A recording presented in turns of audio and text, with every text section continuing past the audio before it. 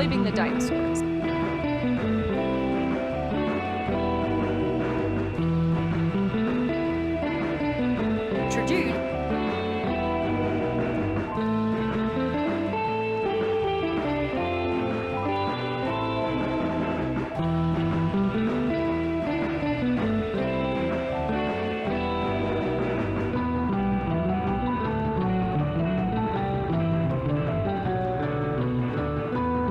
Dude. If you're feeling a bit cheated, try blaming the dinosaurs.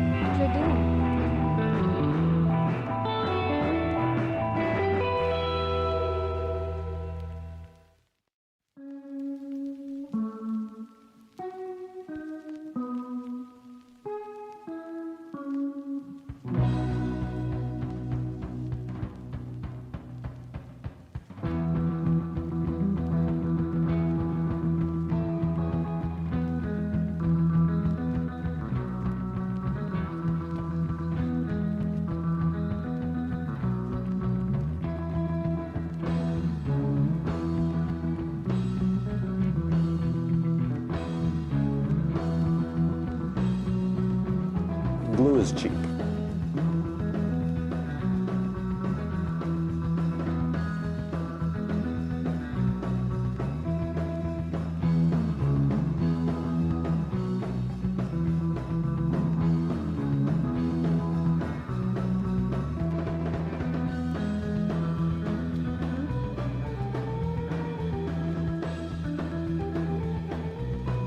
If you're feeling a bit cheated, try blaming the dinosaurs. Ontogeny.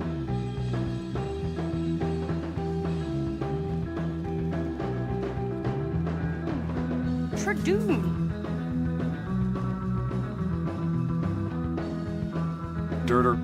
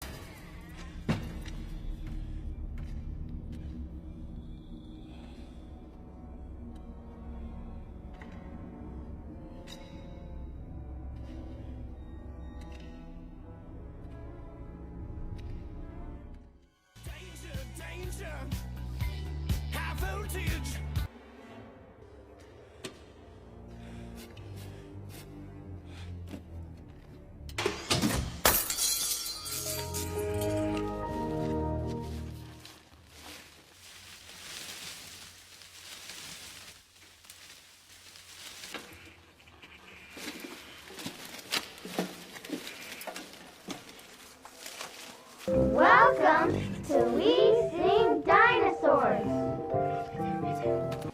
Deinonychus lived in the early Cretaceous period, after Allosaurus and before Tyrannosaurus rex. One of the most fearsome hunters wasn't big at all. He measured close to 10 feet long and only 5 feet tall. Deinonychus, with his powerful jaw. Deinonychus, with his terrible claws.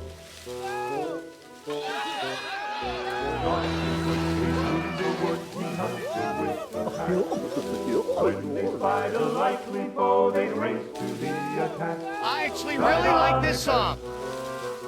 With his powerful jaw, Deinonychus, with his terrible This song claws.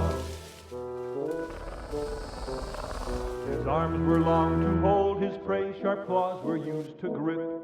But the deadly claw was on his foot, the one he used to rip. Deinonychus, with his powerful jaw. Deinonychus, with his terrible claw. He wasn't a big dinosaur, but will the doctor say he must have been the very fierce hunter of the shore. Deinonychus, with his powerful jaw. Deinonychus,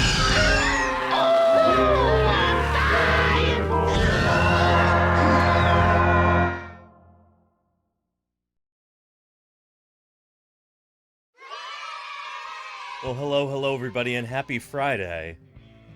Welcome back to Paleontologizing. I hope you're having a wonderful day so far. I hope you're ready for the weekend. If you're watching live, maybe it is the weekend for some of you already. Watching in time zones more advanced than my own, or maybe you're watching later on in the VOD or on YouTube, but whenever or wherever you're watching, welcome to Paleontologizing. It's great to have you here. If you're here for the very first time, which I assume at least a few people are, let me introduce myself real quick. My name is Danny Anduza. I'm a dinosaur paleontologist. And I'm here on Twitch trying to do some good old-fashioned science outreach, you know? Talking about natural history, talking about the fossil record, extinction, evolution, biodiversity, this grand pageant of life on our incredible planet Earth. I'm here to talk to you about it. As a paleontologist, I study fossils, dinosaur fossils in particular. Most paleontologists don't work on dinosaurs. We're a very small minority within the paleontological community. Dinosaurs are just the tip of the iceberg, you know? But I do work on dinosaurs, as you could probably guess. Looking at my office here. It's also looking a little bit sparse. I'm in the process of moving right now. And so I've been packing up all my stuff. The move is going to happen next Thursday and Friday. So I'll be taking those days off from streaming to move. But, normally I stream 5 days a week here. This is, believe it or not, my livelihood. This is how I make my living, is streaming here on Twitch. Doing science outreach. Covering some of the latest news and publications in fossil science. And doing fieldwork streams during the summer. Check out the YouTube page if you want to see some of those broadcasts from Wyoming and Utah this summer. Digging on a bunch of different Cretaceous rocks, digging up at least 3 new species of dinosaur. Really excited about those, and you'll hear more about them in the future. More fieldwork live streams coming up this summer, too, if all goes according to plan.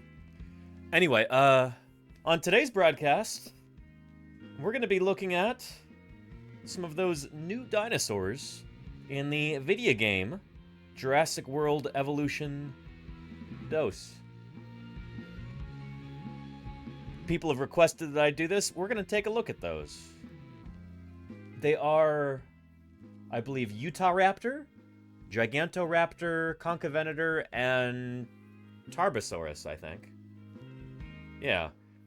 We'll be talking about those 4 different theropod dinosaurs. We're going to be talking about the portrayal in them in that game, and I'll kind of walk you through some of the actual science on these critters. We'll evaluate how well portrayed they are in the game, and if they're not very well portrayed, we'll maybe talk about why. So yeah, I hope you're as excited about that as I am. Hopefully more excited. We don't often talk about video games here on this channel, but if you're into video games, then today might be your lucky day. It's good to have you here. Yeah. And Petrodactylus, Utah Raptor. Oh, very nice. Utah Raptor is a very cool dinosaur. And shoot, I really need to, if I'd thought ahead about this, I would have been printing a Utah Raptor claw right now, but instead I'm printing an ammonite. And I've got to check on the filament here, because we're going to run out. We're going to have to switch to a different color as we run out of gold color filament here. But, yeah, this is a, I think, Jurassic period ammonite from Lyme Regis. This is like one of the same ammonite genera that Mary Anning would have dug up. But anyway, yeah, it's good to have everybody here. We're going to see who is here, actually. Scrolling through chat. And, oh shoot, we've already... Have we lost the top of chat already? Oh, well, darn. I don't have the very first people here, but there were some early birds today. I apologize for being a little bit late today, too. You should... Well, you shouldn't see my office right now. It is a mess. There's boxes everywhere. Stuff all over the floor as I get ready to move. Yeah. Packing. Moving. Yeah. Anyway. Things should settle down after next week. I'm excited to show you my new office and everything. And, I'm excited for being in a new place. It's gonna be a net improvement in many different ways. Very excited about that. Oh yeah.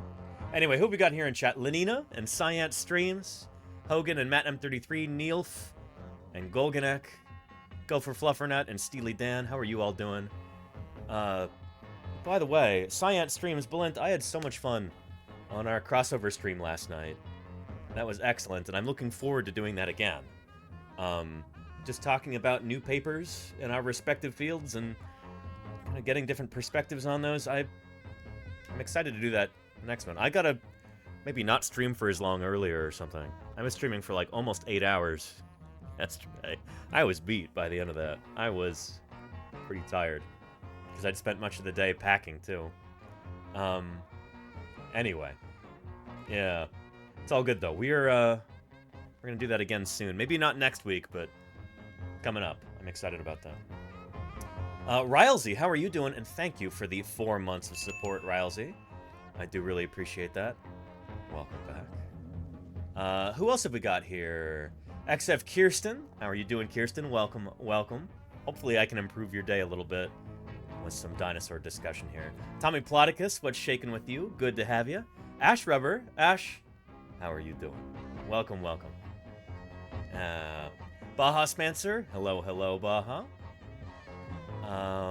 Bellodon. What's up with you?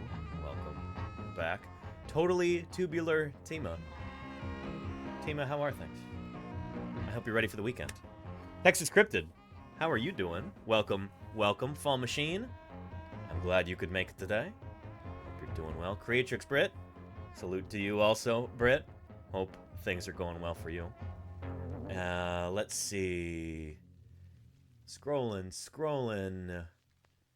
Grim Deviant. How are you doing today? Welcome back, Grim Deviant. Marika, I'm glad to see you here. Hello. Rita Schultz says hello from Berlin. Hello from the San Francisco Bay Area, Rita Schultz. How are things in Berlin right now? Good, I hope. And Zez, how are you doing? Zez says, what's happening during the cold open video? Was that a greeting or a genuine question? What's going on with that? Tim BTF, how are you doing, Tim? Welcome to Paleontologizing. Rose Sand, how are you doing? Axeman says that was great. I'm glad you enjoyed that cold open video. And Elias, how are you doing, Elias? Thank you again for those 19 months of support. That's a lot of months. I appreciate that. It's more than 18. That's whoa. It's almost a whole year, right? Thank you, Elias. I appreciate you. Yeah. Oh, and shoot, speaking of support, take a look at this, everybody. Cause for celebration here. Yeah, holy cow. Take a look at that. For our Partner Plus push, we have succeeded for the month of November. We've got 1 month down, 2 more to go to get Partner Plus here. Super excited about that. And Matt M33, thank you for that gift to Miss Yvette there. I really appreciate that. Anyway, thank you, everybody. I know I feel weird, like, pushing for this kind of thing, but, you know, we got it. We got it for November. We just got to get it for December and January, and then that's like a 40% increase in sub revenue for this channel, which means I can actually pay to have other scientist guests here, like have a bit of an honorarium. I'm really excited about that, to make this platform a hub for discussion about fossil science among different researchers, and to give something back to people who honestly need a little bit more cash in their pockets. Scientists, as you probably know, are overworked and underpaid. And Mason the Gamer UK, thank you, Mason. Welcome to Paleontologizing. It's good to have you here. Thanks for joining us. Yeah. Yeah. Anyway, really, really excited for the Partner Plus thing. 2 months to go. We are well on our way.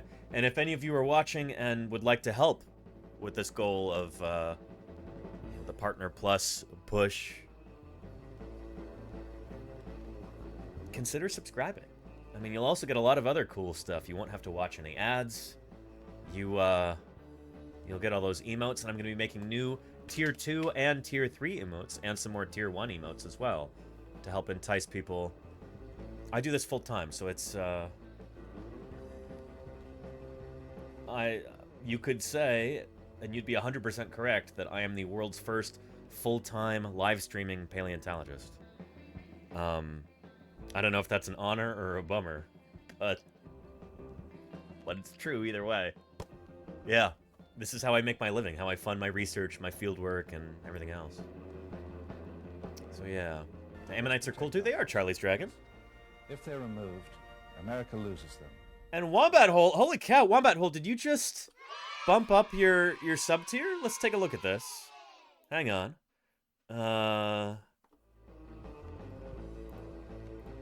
Hang on a minute here.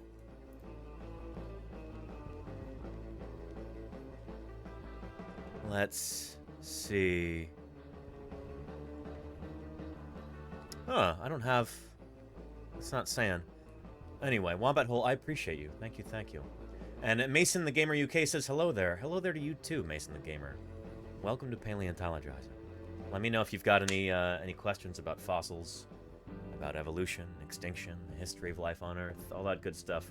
Or about dinosaurs in particular, because dinosaurs are my specialty. The dinosaurs are what I publish on, what I study, what I dig up. And I'll answer any questions you might have to the best of my ability. But if you've got a dinosaur question, then that's right up my alley. Little Pink Pony, how are you doing? Welcome, welcome. Who else have we got? Danish Viking, Mr. Snipes, Miss Yvette. How are you doing? It's good to have you here. Nana Banana Nana Nan. Hello, hello. Hugin, I hope you're doing well too, Hugin, if I haven't said hello to you yet. If I have, hello again.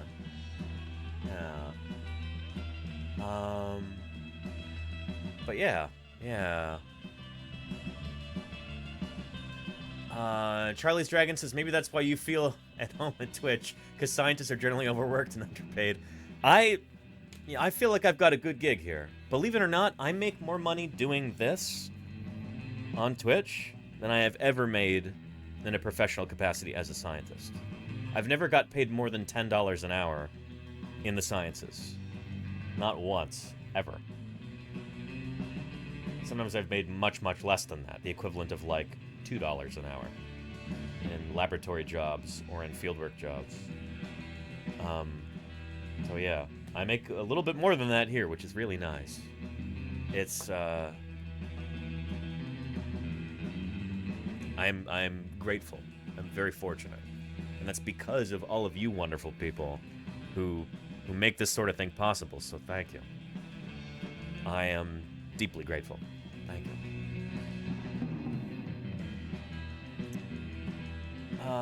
Let's see. And Petrodactylus says, I'm glad I was able to subscribe again.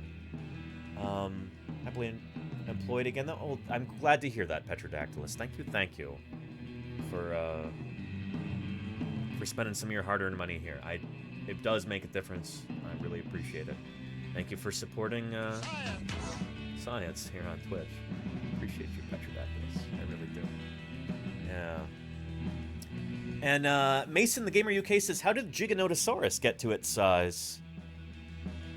By growing pretty well. Actually, Carcharodontosaurs, I was gonna say by growing pretty quickly. They don't seem to have actually grown all that fast. There was a South American Carcharodontosaur that doesn't seem to have grown as fast as other dinosaurs. So it might have been kind of a slow and steady thing for Giganotosaurus. If its relative is any indicator. I believe it was it Meraxes? Meraxes gigas? That new Carcharodontosaur described in 2021 from Argentina. Let's take a look. Or was it 2022? Yeah. Meraxes. So this is a close relative of Giganotosaurus. It's another member of the same genus. Would have looked a lot like this. Where's that famous Carcharodontosaurus image? There it is. The big guy there. This is a classic Carcharodontosaur. And this is Deltadromeus, a smaller... We're not really sure what kind of theropod it is. Is it a megalosaur? Is it a neovenatorid? Is it an allosauroid? What is this critter? We're not totally sure. This guy's a big allosauroid, though, a Carcharodontosaur. And that is a lot like what Meraxes would have been. The parts in white here are the parts that we actually have of its skull. Parts in gray we do not have. It's a big animal.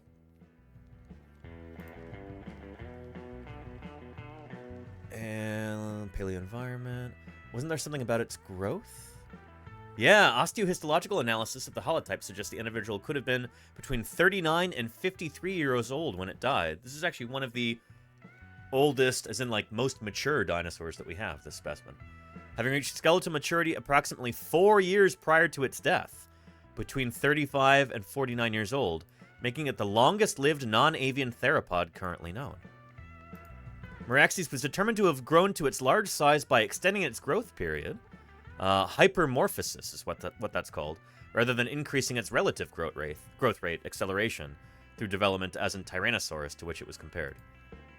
So, like Giganotosaurus, most likely, since they are close relatives, Meraxes here, it didn't grow particularly fast, it just grew for a longer period of time to get really big.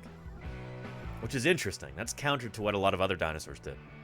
So Giganotosaurus probably just grew for a long time to get big. I hope that answers your question there, Mason. Thanks for asking. Yeah. Anyway, yeah. Oh, and the alerts aren't going. That's bizarre. There must be a server issue or something like that, because I've got all of the alert boxes set to go off. It's kind of strange. Yeah. And Chronic Sonic, how are you doing? Welcome, welcome. Chronic Sonic says, why did the dinosaurs not return after they were extinct? Well, after extinction, creatures can't come back. That's what extinction is, you know? Once your lineage ends, that's it. Extinction is forever, you know? It's kind of the definition of extinction. And Chronic Sonic, you're asking about, like, the mechanism for dinosaur extinction, though? Like, why did dinosaurs go extinct? Well, for one thing, they never actually did completely. birds are living dinosaurs. They're the only group of dinosaurs to have survived.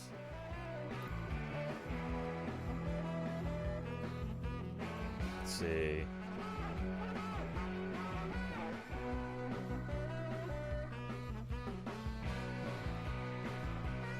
There we go.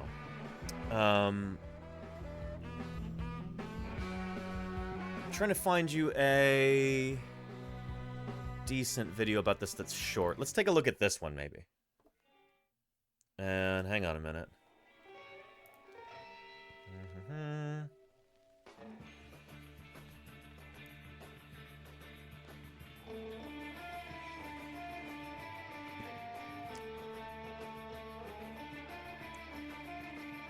Let's try this. There we go. The asteroid was 6 miles wide, weighing hundreds of billions of tons. So yeah, this is an asteroid about the size of San Francisco that slammed into the Earth in the Gulf of Mexico. This is the primary mechanism for the extinction of not just the non-bird dinosaurs, but like maybe 70 to 80% of all other species on Earth. A tremendous number of plants, of oceanic creatures, everything from, you know, plankton on up to the big marine reptiles like mosasaurs, pterosaurs in the air. All of these different groups were hit really, really hard. Some of them completely disappeared because of this. It was a bad day to be a creature on planet Earth. Still, compared to Earth, it was tiny. How could it wreak such havoc? Oh. And hang on a second. That's my alarm going off telling me I gotta check on my 3D printer here.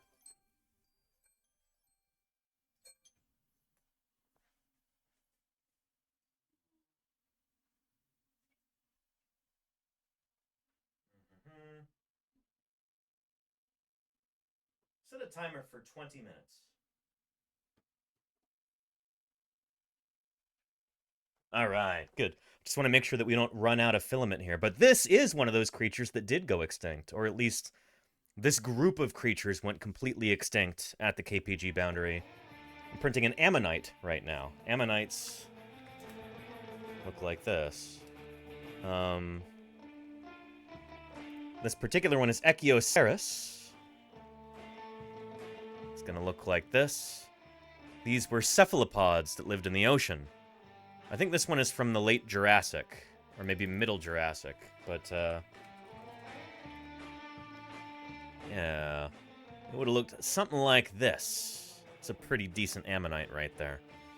Some of them got truly huge, like that. Most of them were pretty small. Some of them got gigantic, even bigger than this. And this is a group that completely died out because of this event right here. It would have hit at nearly 50,000 miles per hour. Yeah. Hey, Delano. Octopus for the home? Basically, yeah. Energy released Yeah. would be equal to about 100 million nuclear bombs. Oof.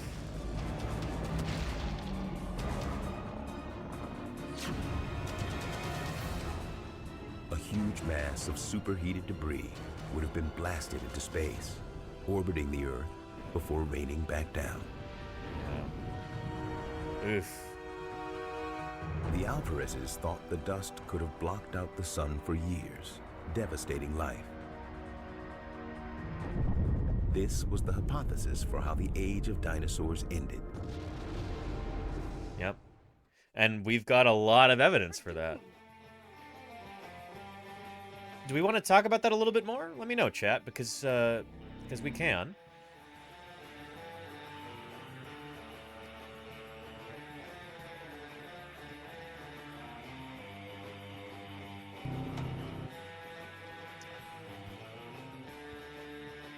And Murph says, why birds and no pterosaurs made it through the KPG is what I find strange.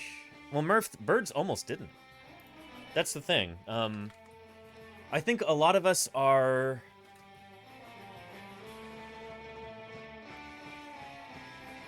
under the impression that, like, oh yeah, well, dinosaurs went extinct except for birds, and birds were unscathed. That's not true. Birds also almost went extinct. This is a really cool diagram here from an as-yet unpublished paper, so it probably will be revised before it's published, but these are some kind of basic numbers right here on the extinction rates during the KPG. So when that asteroid hit, 100% of the non-avian dinosaurs died out. It seems like not a single species of non-bird dinosaur survived. They just got wiped out entirely. And they were the biggest animals on land, so that kind of makes sense. But even among smaller animals that did a little bit better, some of them, well, like, they nearly went extinct too. Mammals, something like 90% of mammal species completely wiped out. Extinct. 9/10 of all mammal species also went extinct. 94% of birds went extinct also. We almost completely lost birds during that time. 92% of lizards and snakes wiped out, never to return. And then these critters did a bit better. Only about 40% of freshwater fishes went extinct. And then only 22% of turtles, 22% of amphibians like salamanders and newts, and 20% of crocodilians and champsosaurs died out. But this is a really, really bad time to be a creature on planet Earth. It's not like the extinction event like just wiped out the dinosaurs and nothing else. It was most creatures on land and also in the sea. This only shows land animals here, or at least land animals and freshwater animals. Animals in the ocean, I think the extinction rate might have been even higher. Something like 90% of species died out across the board. Yeah. And Baja Spencer said cold-blooded dudes did better? A little bit. I mean, except for lizards and snakes, they almost completely got wiped out. They're almost completely driven to extinction. But yeah, it seems like critters that lived in fresh water did better. And that's probably because in a freshwater environment, it's kind of easier to hide. You're kind of more self-contained in your environment, and you can just eat crud that falls into the water. And holy Lifton, holy cow, this is the kind of bird that would have survived, because these guys are ground dwellers. It seems like only ground-dwelling birds are the ones that made it. The ones that lived in trees, completely extinct. And this one, of course, is very safe, being there on the ground. Oh, uh-oh. Maybe not. Shoot! Holy Lifton is overloading the system with 10 gift subs. I stand corrected, Holy Lifton. Thank you for the 10 gift subs there. I really appreciate that, Holy Lifton. Thank you, thank you. That is excellent, and I appreciate it. Thank you very much. Good stuff. Yeah. That one went extinct too. That's what's funny is that tinamou birds like that they resemble some of the birds that actually made it through that extinction event. So yeah. Yeah. Dr. Irrefutable brings up a good point too. Hi Danny, I read an article on Ceylon yesterday that referenced a paper that suggests that climate change caused by volcanic activity could have contributed to the extinction event. If you had a chance to read that paper. So there's a hypothesis that's kind of the original hypothesis, was that volcanism at the end of the Age of Dinosaurs caused the extinction. Certainly, there are many more Bonsai Bear. waiting to be discovered. Thank you for the follow. Many new mysteries waiting to be pondered. That's true. Bonsai Bear, thank you. That's kind of the original hypothesis. It's kind of the old-fashioned one that, like, oh yeah, it was volcanoes that did it. And volcanoes have been implicated in big extinction events in the past, before the KPG extinction. And there was massive volcanism going on in India at the time. The Deccan Traps is what we call it. But the thing is, it doesn't seem to line up very well with the actual patterns of extinction or the timing. This had been going on for hundreds of thousands of years, and the extinction seems to be incredibly sudden. So yes, this was changing Earth's climate a little bit. It may have actually been warming Earth's climate. And there's an idea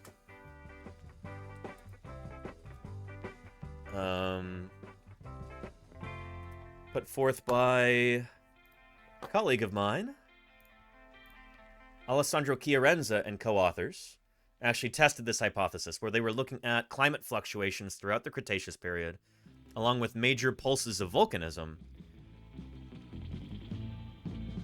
And it doesn't really seem to line up properly. The asteroid impact happened right as the extinction occurred, like, as near as we can tell with the resolution that we have from, you know, from Cretaceous geology. But, you know, the volcanism had been going on for literally millions of years before this. So there's been a big debate between the volcanism proponents and the impact proponents. You know, scientists who argue for volcanism or argue for the asteroid impact being the mechanism for extinction. It's been a big debate among them for a long time. There is a growing consensus that the asteroid is actually what did it.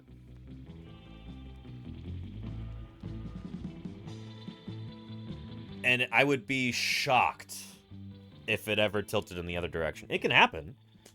I suppose with... It's not inconceivable that we start to find more evidence that it was due to climate change caused by these volcanoes. But the thing is, dinosaurs existed on Earth for like 170 million years. And they had lived through big volcanic upheavals like this in the past. And it never caused their extinction. But what they hadn't lived through was a gigantic global catastrophe caused by an asteroid. The thing that the volcanism proponents say is that, like, well, you know, they're like, there may have been an asteroid impact, but that's not what caused the extinction. It's like, well, shoot, you think it just didn't change anything? You think that asteroid impact would not have, you know, wreaked global havoc on Earth's ecosystems? So I don't know. It's interesting. Yeah. And I Am Morvash says, why not a combination of both? That is something that a lot of people say just to, like, kind of middle of the road it, to be like, well, you know, let's compromise. Why can't it be both? And maybe it was both. But Alessandro and his co-authors in this paper actually argue that volcanism countermanded the asteroid impact to a certain extent. Their idea is basically like, you know, these massive volcanic eruptions were causing greenhouse conditions on Earth, raising global temperatures, so that when the asteroid hit and caused a, like, global, almost nuclear winter kind of scenario, that would have been worse if it hadn't been for the volcanic eruptions. The volcanic eruptions were like a mitigating factor, that they helped species survive, because global temperatures were higher at the time when the asteroid hit, that when the temperature dropped, it didn't drop so far that it killed everything. So the idea is that you and me right now, sitting here, we might owe our very existence to there have been, you know, there being big volcanic eruptions at the time. That may have been what saved our bacon. Otherwise, maybe those mammals, instead of a 90% extinction, it would have been 100%. And then that's, you know, we wouldn't be here today. So it's an interesting paper. I'll give you a link to it if you're interested in reading it.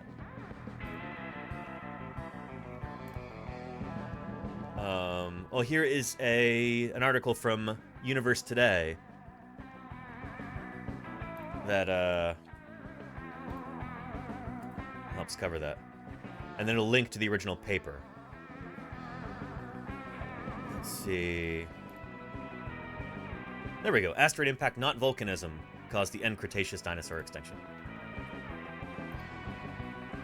I wonder if I can find a video with Alessandro about this.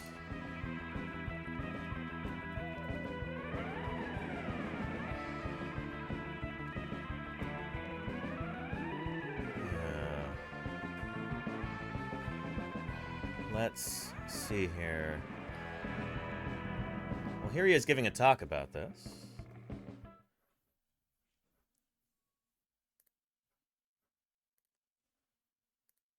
Come on. Why is there no sound? It's not muted. What's going on here? There we go.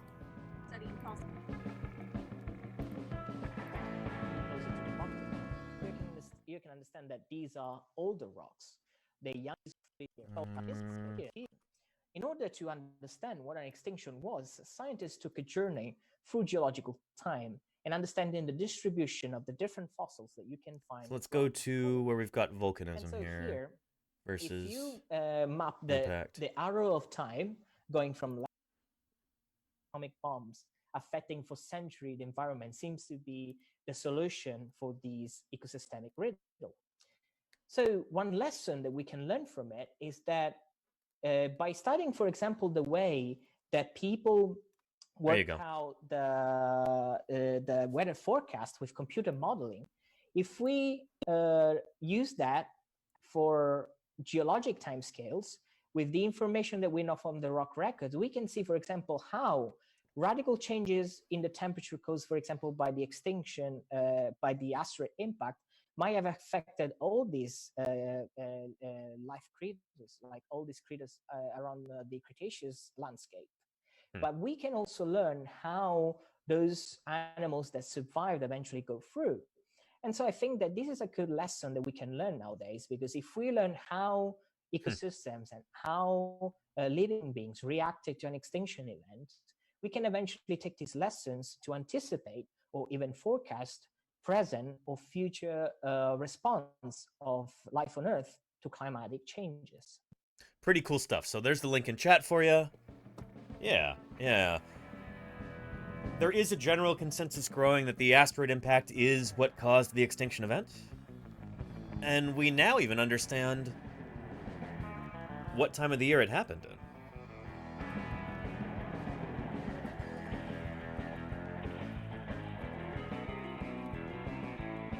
We know what happened during the springtime, which is pretty cool. Here's a talk by Melanie During, a TEDx talk here. Million years ago, a giant meteorite crashed into our planet. Meteorite, asteroid, tomato, potato. This was the last of the big 5 mass extinctions. But this is the only one that we can bring down. Hey, Belios for it. Yeah, I agree. Day. When the meteorite. Anyway, Megatronus, thank you for the 14 months of support. I don't know why our alerts are on the fritz right now, but thank you for that, Megatronus. I really appreciate your ongoing support. It means a lot to me. It really does. And holy cow, look how close we are to getting our sub goal for this week. That is really exciting. Holy cow. Excellent. Yeah. Right struck into the Yucatan Peninsula and vaporized. And you've missed a few subs because of it? Oh, shoot. Well, thank you to everybody who subscribed. And I'm sorry the alerts aren't going off properly. Holy Lifton, thank you for the 10 gift subs 11 minutes ago. Delano, thank you for the resubscribe 13 minutes ago, Delano. Appreciate you. 3 months. Nice. Baja Spencer, thank you for the 4 months. And Hogan, thank you for the 10 months. An anonymous gifter, thank you for gifting Jonathan Omg. I appreciate that, anonymous gifter. Thank you. Good stuff. Yeah. Hugin says we're also in the middle of a 6th mass extinction event. I mean, I guess we'll see. It depends on how you define a mass extinction event. The standard definition that I've heard is like that's when 50% or more species on Earth go extinct. And thank goodness we're nowhere close to that yet. But man, if we don't get our act together and stop messing up our planet, we could get there. Could just start taking off like a runaway train. If we continue like changing our climate at the rate that we're doing right now. It is deeply scary what we're doing to our home here. Yeah. And someone did a tier 3 for 6 months in advance. Lenina, holy cow, who was that?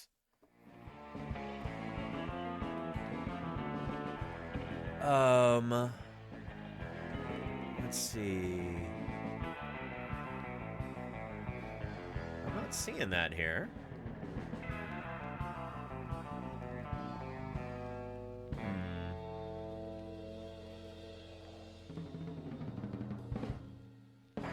Was it Hogan there? Holy cow.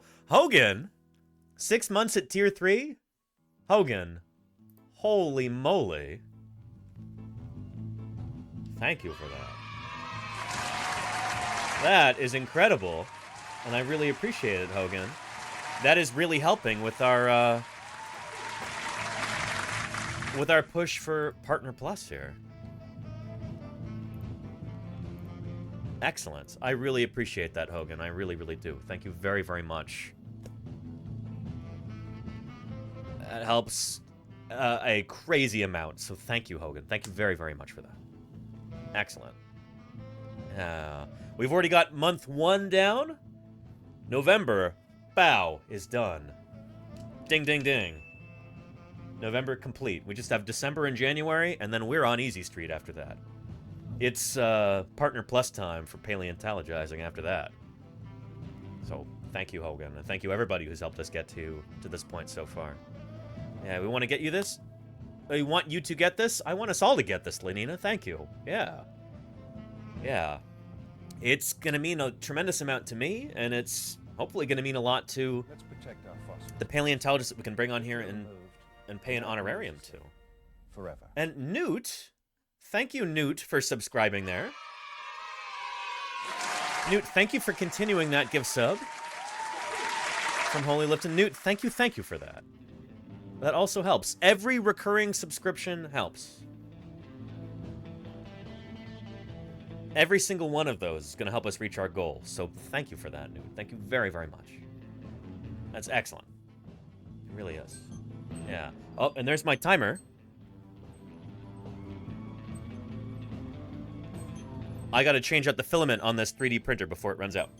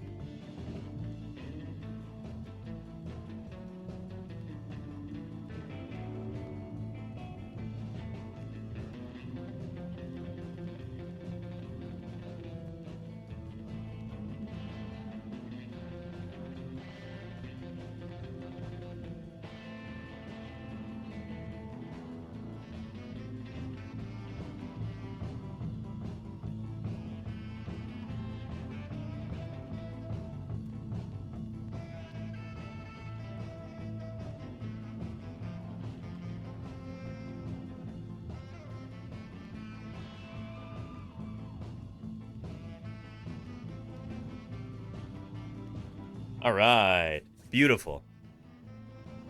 Well, on our way to printing this lovely ammonite here. Ammonites, of course, for those of you who just waltzed in recently, are these critters. Ammonites. These coil-shelled cephalopods that lived during the Mesozoic, during the time of the dinosaurs, and beforehand, too. Oh, and this is the particular genus right here, Echioceras, that I'm printing right now. Very, very cool critter. And they went extinct alongside the non-avian dinosaurs 66 million years ago. And hey, hey, Kidna, how are you doing? Welcome, welcome. Yeah. Excellent. Here, let's... Where was that? Here, I believe. Yeah.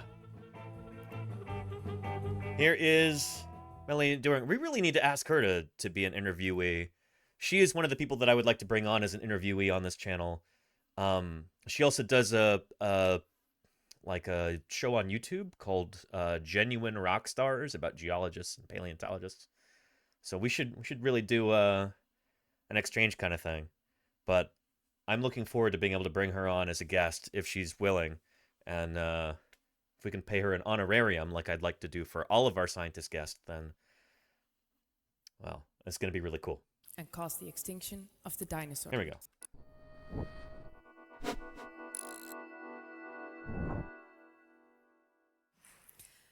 66 million years ago. Oh, and let's see. How closely related are they to Nautilus? Ammonites are not closely related to Nautilus, Steely Dan.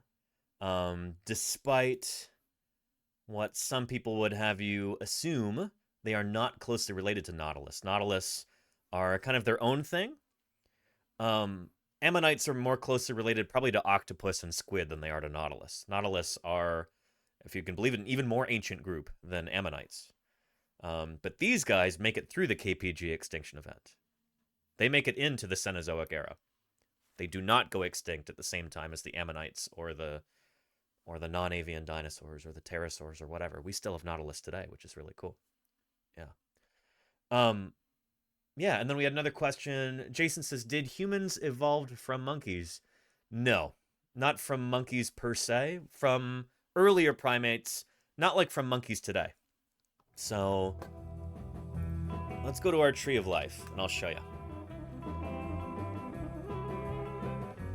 Yeah. Great Engineer Khan, how are you doing? Thank you for that gift sub there.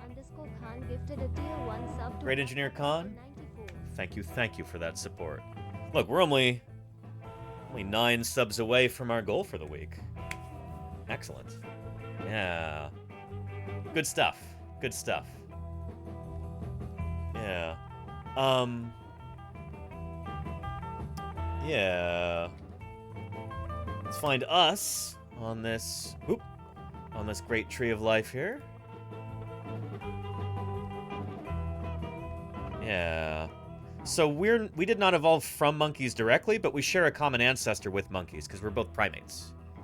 So humans, our closest relatives today are bonobos and chimpanzees. And then a little bit further out, we've got gorillas. And together we are the African apes. Matt M33, thank you for gifting Confused Echidna. I appreciate that, Matt. I really do. Thank you, thank you.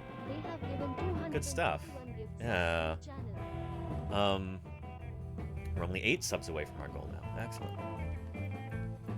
So yeah, and then with orangutans, we are the great apes. You gotta get further out to get to monkeys. There we go. Old world monkeys and apes. So the old world monkeys are on this clade here. So we split from monkeys 25 million years ago.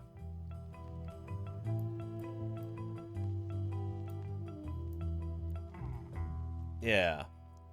So we didn't evolve directly from monkeys, but from basically apes. About 25 million years after the split from monkeys, if that makes sense. Yeah. And Tiberium Matt says, do we know our common ancestors? We know some of them, yeah. Yeah. Shoot, do we want to talk about that real quick? Because we can. Yeah. Here, let's jump into that for a minute, then we'll get back to Melanie's talk here. And wow, it's not the dinosaur we knew. Just look at that thing. It's not going to be friendly to us. Will62, thank you for those 5 months of support. I really do appreciate it, Will. Woo. Thank you, thank you. Good stuff. Yeah.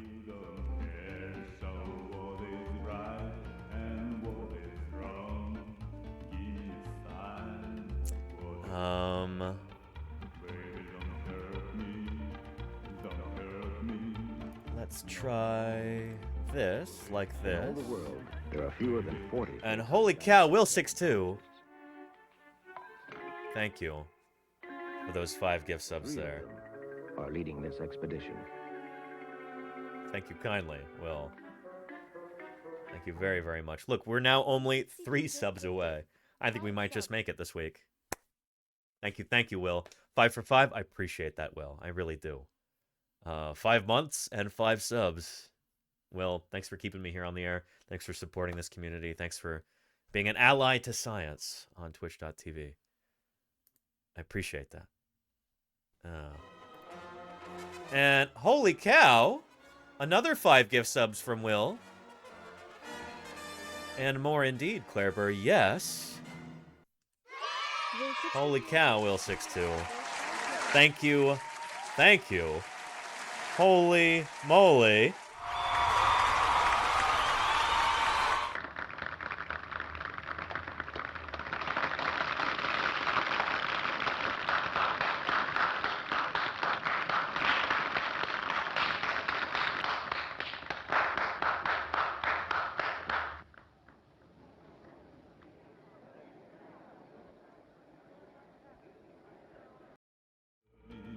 We have made our sub goal for the week, everybody. Take a look at that. Exceeded it by 8 so far. Charlie's Dragon just gifted 5 more. Charlie's Dragon. Thank you for that. It's, Charles Foster Kane kind of got in the way of that, but thank you, Charlie's Dragon. Extraordinary. Thank you very much. You know what? That means I might have to play some ukulele songs in a little bit. It's been a while since we've done that. It is a big week, SV Harkin, it is. Yeah. Excellent.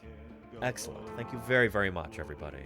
Everyone who helped us get here to our sub goal for the week, I am deeply grateful. Thank you, thank you. Now, why don't we, let's talk about human evolution real quick. And then, we'll finish talking about the KPG extinction, and then maybe we'll do some ukulele, and then we'll get into Jurassic World Evolution 2's dinosaurs. Together in one vast supercontinent. And Nurion, occupied every corner of that world. thank you for the 4 months of support. I really appreciate that, Nurion. I really do. Thank you, thank you. Yeah. Miss Yvette says, are you playing Christmas music? Oh, yeah. Yeah, classic Christmas song.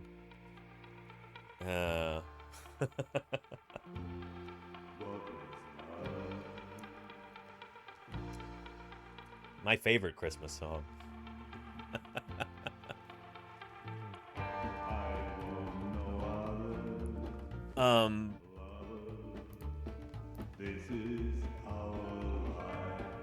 And to go with our Christmas music, here's a Christmas time activity, or winter activity at least. I see ghosts of our ancestors in our bodies today. And a fascinating piece of that past is found in our backs. Ooh. One of the reasons why falling on our backs hurts so much is because of our inner monkey. Each of us have a vestige of our tail inside of us. We call that. And yeah, this might kind of contradict the point that I was making about how we're not directly descended from monkeys, but rather from apes, but you get the idea. We're descended from the same ancestors as monkeys, and so our ancestors would look a lot like a monkey, as Neil Shubin is going to tell you here. At the coccyx, and that sits at the base of our spine. When we fall on that, it really can hurt. The reason why it hurts is because it's not covered by much tissue or muscles or whatever. So it's really kind of naked. Ow. So, ouch, thank you, inner monkey. Although it might be nice to have a long tail to help balance out here, our ancestors lost that appendage sometime There you go, Belius. Yeah, yeah. I want to know when that change occurred. So this is my local zoo, the Lincoln Park Zoo. I come here with Michelle and the kids all the time. But today... Any Chicagoans here in the chat? This might be your local zoo as well. Hey, we're here to do something special. Look at that tail. So you see tails everywhere here. This is like tail central to you. It is tail central. I'm here with anthropologist Holly Dunsworth. She's taking me to the one place in the zoo where you definitely won't find a tail. The ape house. Yeah. So this feels like home to you here. Yeah, You know it does. It does. So these are more closely related to our own ancestors. Because we're descended from apes rather than from monkeys, if that makes sense. The ancestor of apes would have looked a lot like a monkey today, but it's distinct from today's monkeys. it gets kind of complicated, but the important thing to remember is that we humans did not evolve from monkeys, but we share a common ancestor with monkeys. We did evolve from apes, though. Not modern apes, but the ancestor, a common ancestor that we share with chimps and gorillas and orangutans. So this feels like home to you here. Yeah. And Pinky Giblets, I'm glad you liked the collab with Bullet last time. They are the most like us of any creature on the planet. Yeah. And it's not just because, you know, they're so social and behaviorally complex, and it's also because of their bodies, of their anatomy. Apes, and that includes us, don't have tails. Yep. It's one of the easiest ways to distinguish an ape from a monkey. Although scientists debate why our tails no longer hang behind us, we roughly know when it happened. Yep. The question was about this, right? We lost a tail from the fossil record for ape evolution from proconsul. So this is straight from Kenya to here? Mm-hmm. This Very is a cool. cast of a very famous specimen of proconsul. Yeah. It's an early fossil ape. It lived about 18 to 20 million years ago. And this is just one of the many partial skeletons that we've got of this creature. Very cool. By Very finding cool. many similar proconsul fossils, scientists are able to complete a picture of these ancient primates. And a tiny bone from the base of the spine reveals a lot about where its spinal cord ends. Yep. The shape is a good indication that proconsul is one of the first ape species without a tail. That is the last sacral vertebra of a proconsul. Okay. And I'm going to try to match it up. That's the end of the tail. On this chimpanzee. This little bone here. Almost reminds me of a pygostyle on a bird. Part of a proconsul. Oh, I see. So it's a smaller bodied animal than a chimpanzee, but you've got that anatomy there, that ridge indicating to you that we're looking at the last sacral vertebra. Very nice. Tapered so much that it indicates that what follows would have no tail. If it was part of a tailed primate, it wouldn't be tapered. So taper, no tail. Right, Oh, that's exactly. awesome. Proconsul answers an important question. That's really cool, too, that just this tiny little bone right here can tell us that much about this animal, and it has such huge implications for our own ancestry. I mean, it's not surprising to someone like me, but a lot of you might be surprised that tiny little bone can have that much information in it, can be that big of a clue, but there it is. This is often how paleontology works, is that the smallest bits of evidence can be extraordinarily important if you know how to read them properly. And this is not the only one in the world. There are more complete skeletons of this animal, probably with this bone in articulation, that show that this does come from the end of the tail, Yeah. And Bellius says, yeah, impressive how such a small bone can mean that much. You betcha.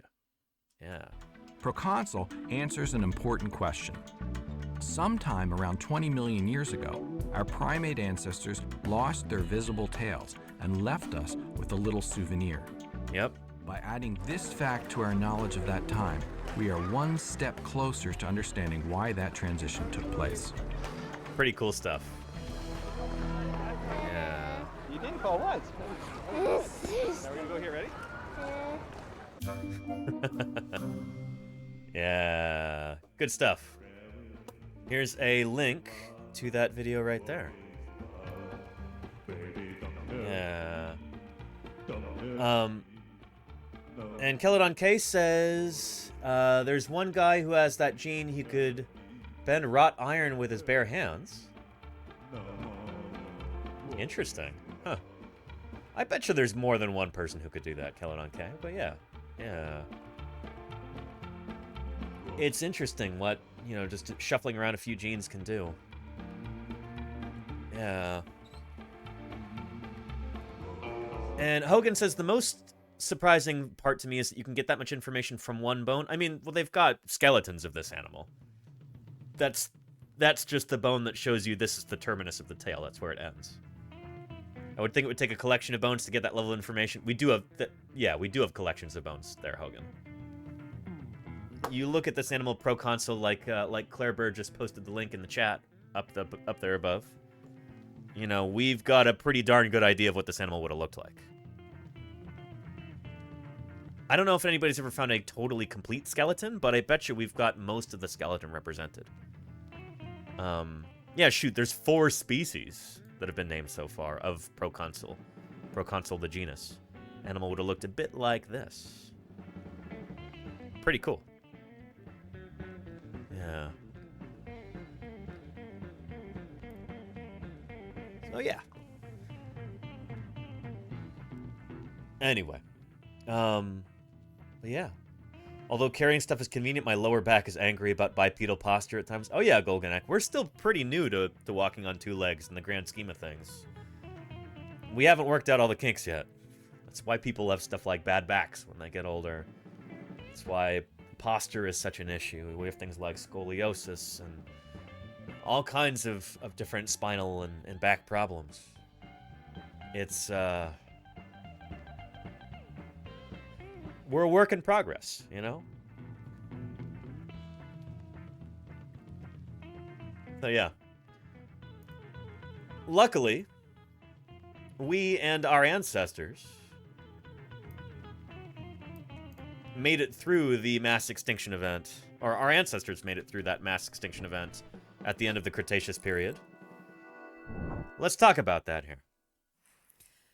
66 million years ago, a giant meteorite crashed into our planet and caused the extinction of the dinosaurs. This was the last of the big 5 mass extinctions. Interesting, Harry. This is the only one that we can bring down to a single day. When the meteorite struck into the Yucatan. And that actually is a big deal, where every other big extinction event that's happened in Earth history took a while. You know, at least years, decades, centuries, sometimes millennia. This one was more or less instantaneous, it seems. The more and more we study the KPG extinction, at the end of the Cretaceous, 66 million years ago, the more instantaneous it seems. And that's really important to understand. But this is the only one that we can bring down to a single day. When the meteorite struck into the Yucatan Peninsula and vaporized on impact. It fired infrared radiation across the surface of the planet, killing everything in its path. And yeah, Hogan, Permian extinction took a long time. After the tsunamis and wildfires settled down, the soot and dust stuck around for much longer, blocking the warm rays of the sun and ushering our whole planet into a nuclear winter that lasted for several decades at least. Jeez. I'm a vertebrate paleontologist, and I delve into the lives of extinct animals with backbones. You know, like dinosaurs. Yep. And to study the extinction what vertebrate of the paleontologists do. I studied fishes. Fishes that died on the day that the meteorite struck that killed the dinosaurs. Interesting They stuff. died with impact materials in their gills as they were buried alive by an enormous wave. I excavated these fishes. Hey, SB. Welcome, welcome. bones. Good to have you here. These bones, they grow similar to tree rings, adding a new layer every year. Good years lead to thick rings, and bad years produce thin rings. And inside these yearly growth rings, you find 4 seasons. I used isotope geochemistry to study the bone composition. Very cool. Think of this as a record of when the animal eats. So we were talking about this, me and Belent, last night. Yeah, stable isotope analysis in the teeth of dinosaurs in Alberta, Canada, like those troodontids, evidence that they were partly herbivorous. Yeah. This is a pretty cool technique, and it's being used more and more in vertebrate paleontology. And you can find out some pretty cool stuff with it. And osteohistology to study the bone cell distribution. You can think of this as a record of when the animal grows. And I combined these records to reconstruct the seasonality of their growth. This gave a clear pattern. The fish ate a little bit in spring and started to grow. They ate most in summer and growth peaked. In autumn, growth slowed down. And in winter, there was no food and they didn't grow at all. Now, all these fishes died at the same time, within an hour of the meteorite impact. And their bones all gave the same pattern. They had just started to eat and grow again. So it was spring. 66 million years ago, the meteorite struck in spring. Pretty cool. Pretty cool that we can figure that out. It really is. Suddenly we knew the season of the last mass extinction. It could help explain how the dinosaurs had gone extinct so abruptly and so selectively. And spring in the northern hemisphere, of course, means autumn in the southern hemisphere. Yep. Which may explain why the recovery was twice as fast in the southern hemisphere. Imagine going to nuclear winter from autumn or from spring, which is devastating. Yeah, that's an important point. I haven't really thought about that before.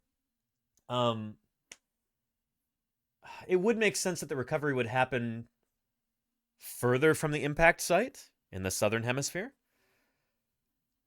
But also the fact that the seasons work that way, with autumn in the southern hemisphere being the same time as spring in the northern hemisphere, it would make sense that the recovery would have happened sooner down south than up north. It makes a lot of sense. Because this was so exciting, my co-authors and I submitted our research to the prestigious journal Nature. Yep. Big, highfalutin journal. Nature is one of the big two journals in paleontology. Who can tell me what the other big journal is? Nature is one of them. What is the other big one? And we can kind of roll our eyes at both of them because, you know, la-di-da, high-impact journals. In the age of the internet, it really shouldn't matter that much what journal you publish in. It's a really old-fashioned way of looking at things. Not to criticize Melanie Doering here. Good for her, getting it into such a high-impact journal. But we honestly should not place that much emphasis on the prestigious nature of different legacy journals. And if you said science, you were correct. Yeah. Nature and Science are the two big highfalutin journals. The two major high-impact journals. And not GQ, Hogan. Not Mad Magazine, Wombat Hole, no. No. Anyway, and not the Paleontologizing Discord, not Horse and Rider, not Cat Fancy either. Lord, he said nurture. Yeah, nature and nurture. Yeah. No, not people.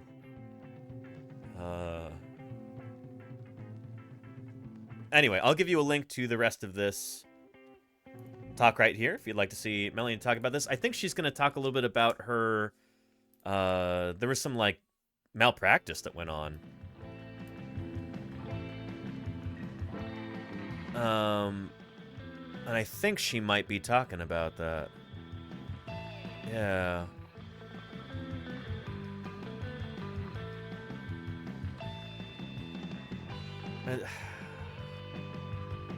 Let's get a dislike for that. Don't like the outfit. Once again, like, a guy is like, oh, I don't like the outfit. Always commenting on what women are wearing.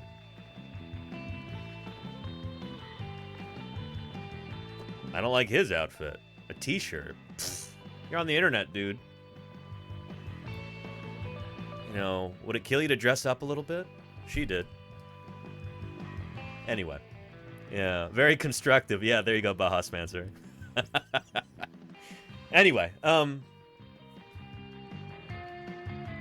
yeah, if we manage to get Partner Plus for this channel, you bet your boots I'm going to be asking Melanie Doering here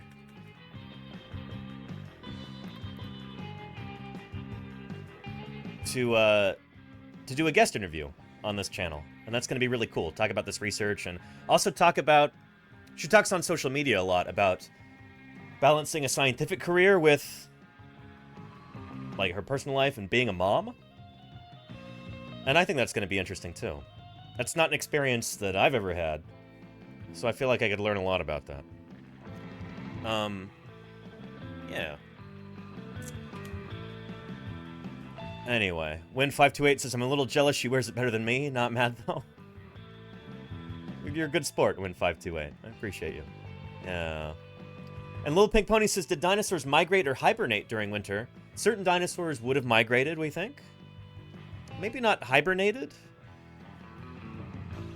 For when we're talking about dinosaurs kind of near the impact site,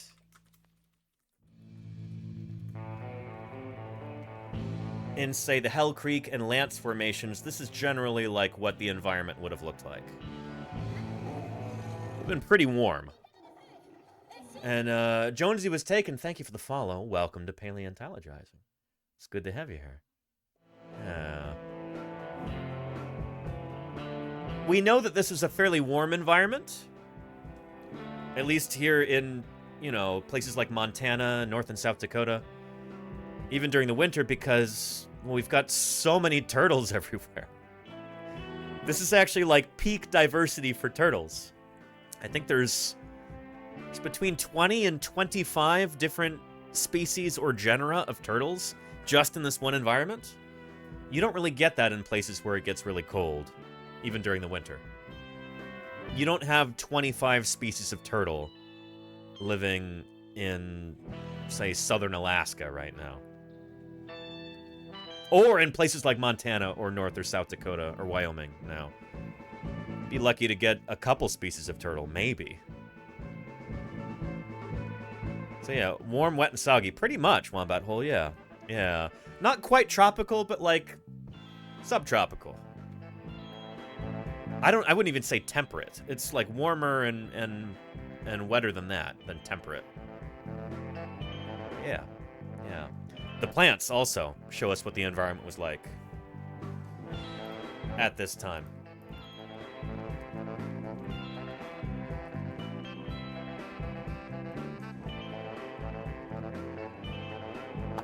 It's really cool that we can learn any of this stuff.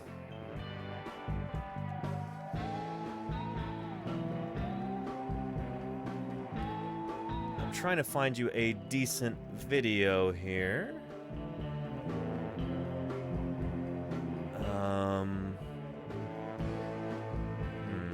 Where?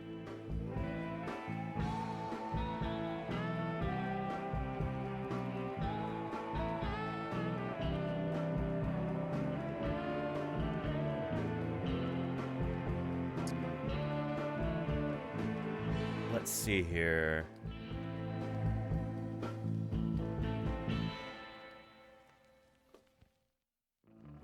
Let's take a look at...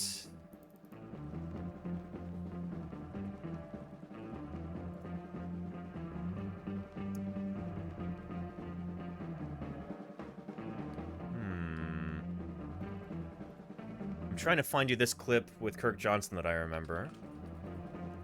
Talking about Hell Creek plants.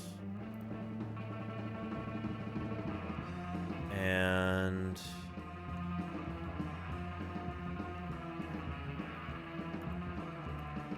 well, here we go. A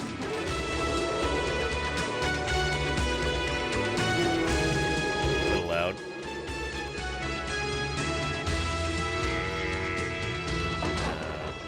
And Will62, thank you again for all your support. Have a good rest of your day. I appreciate you, Will.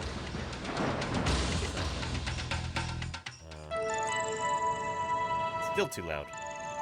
Dinosaurs once flourished on every continent.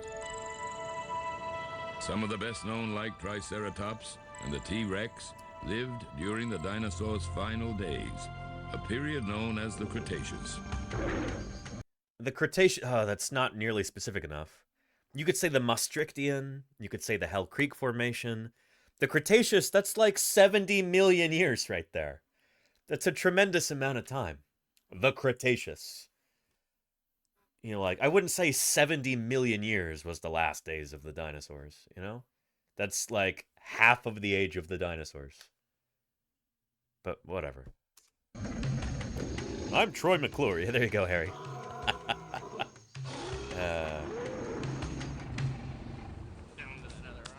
When the Cretaceous period came to an end, 65 million years ago, we now know it's 66. So did the dinosaurs.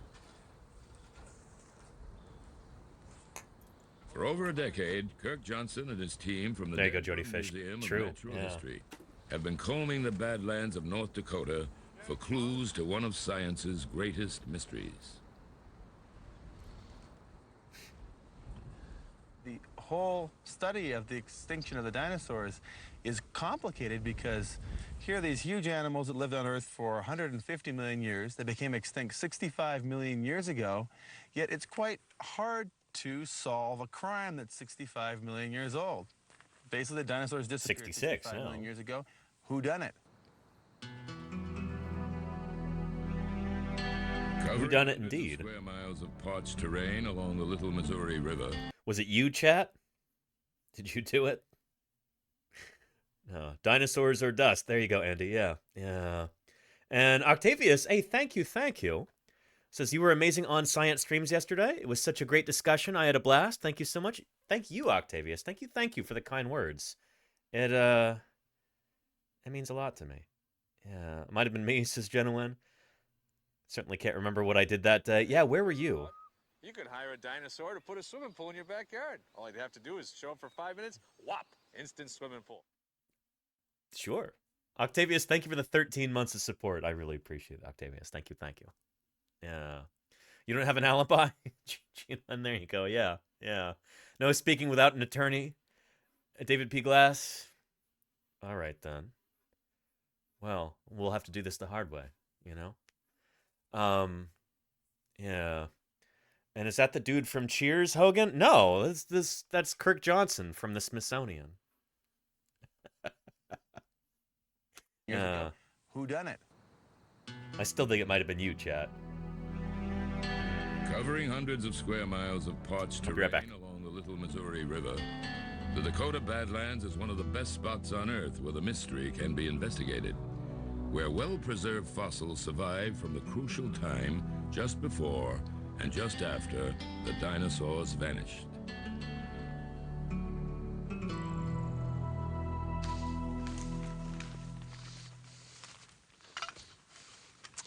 This is it. This is the horizon which marks the extinction of the dinosaurs. Below this level, and out in here, there are dinosaur fossils. Above this level, in these rocks, there are no dinosaur fossils. So I'm actually standing on the level that marks the extinction of the dinosaurs. What happened between the periods, the Cretaceous and the Tertiary, that could have caused the dinosaurs to vanish? One of the most compelling clues is at our feet, in a telltale layer of clay. Badlands, more like Radlands, says Steely Dan. I would be inclined to agree. Yeah. Displacer says, how thick is the Hell Creek Formation? It varies. In different places, it will be different thicknesses. In some of the places where I was digging in, like, near Hell Creek State Park in Montana, it's about 90 meters thick, I think. So, about 300 feet thick. About the same thickness as a...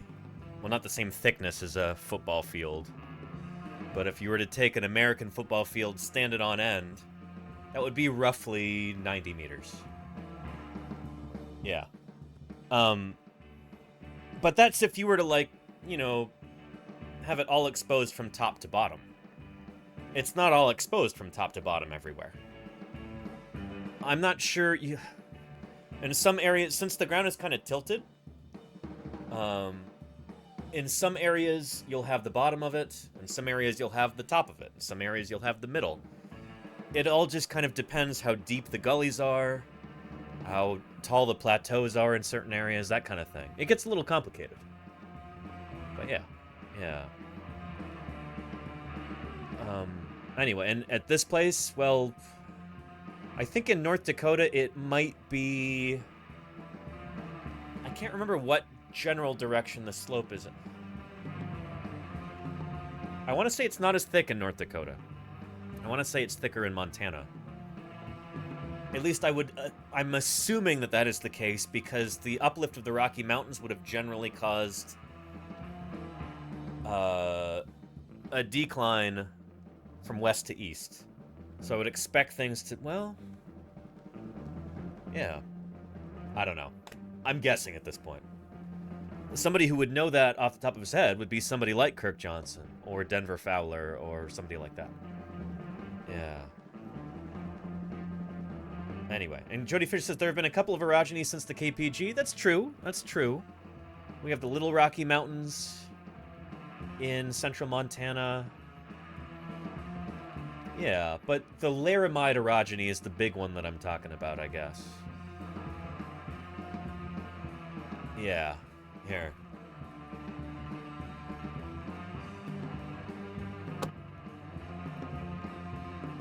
It's a time of mountain building in western North America, which started in the late Cretaceous 80 to 70 million years ago and ended 55 to 35 million years ago.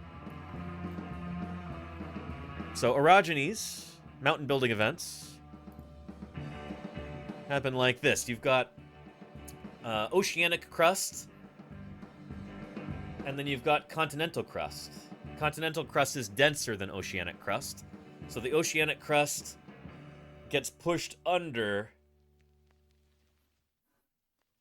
the continental crust, and as it does that, it kind of plummets down, and it gets absorbed into the asthenosphere, and it melts, and all of that heat has got to go somewhere. And so that heat travels upward, and you can get volcanism like this, and you can get mountain building. That's orogeny. That's how it works. Yeah. Dr. Irrefutable says orogeny is my vocabulary word for the day. Let's get into that a little bit, shall we?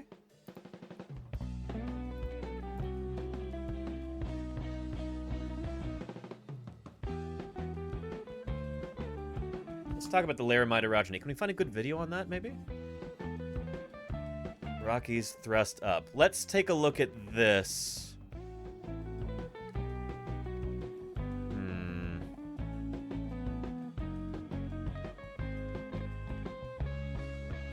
Let's try this. I'll have to reverse the footage and the sound won't show up on YouTube or in the VOD, but that's okay. No closed captions.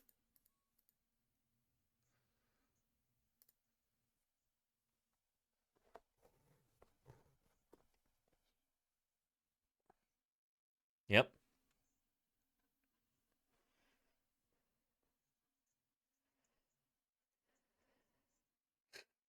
Sorry, this is backwards, but yeah.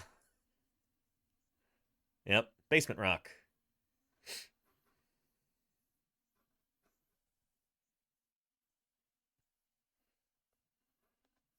There you go, Claire.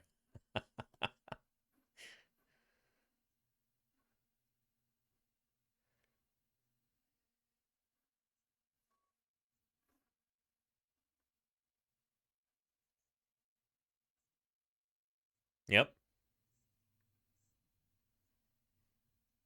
Mm-hmm. Well, there's a lot of accreted terrain. Is 1,000 miles from where the... Yep. There you go, HD.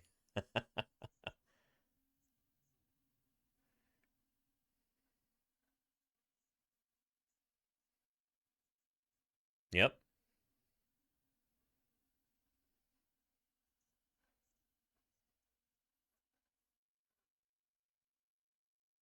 Mm-hmm.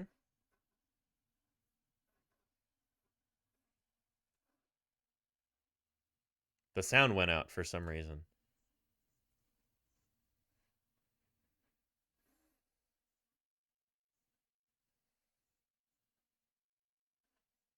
Huh. Interesting. I haven't heard about this.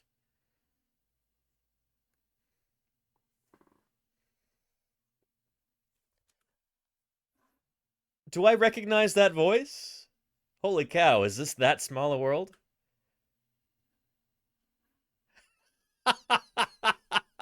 Ah, you see who it is? Holy cow. You know, you jump from one video to another, and it might seem like we're jumping all around, but there he is again. Kirk Johnson. Yeah.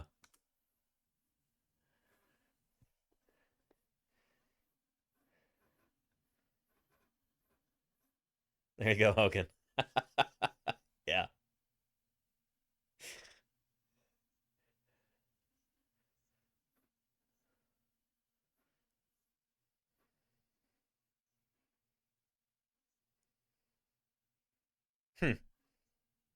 There we go.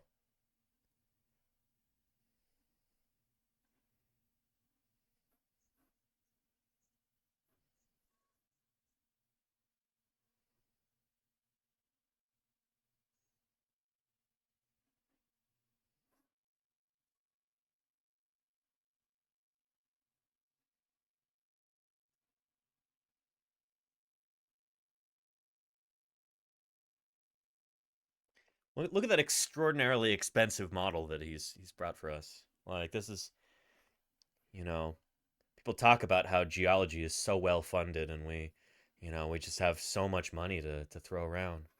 You know, look at this. Holy cow. Watch. Wow. The production value here. Yeah.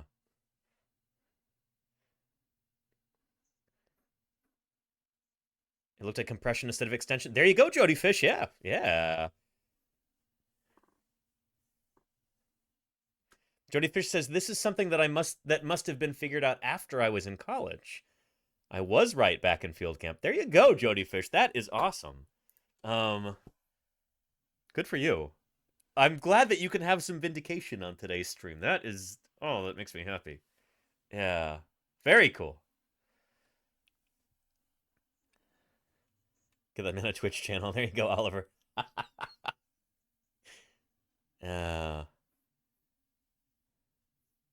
Unlike bad animations, there you go. Schedule. You're not wrong. Yeah. Yeah.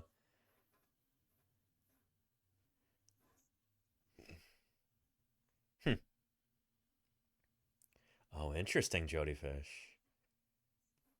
Very cool.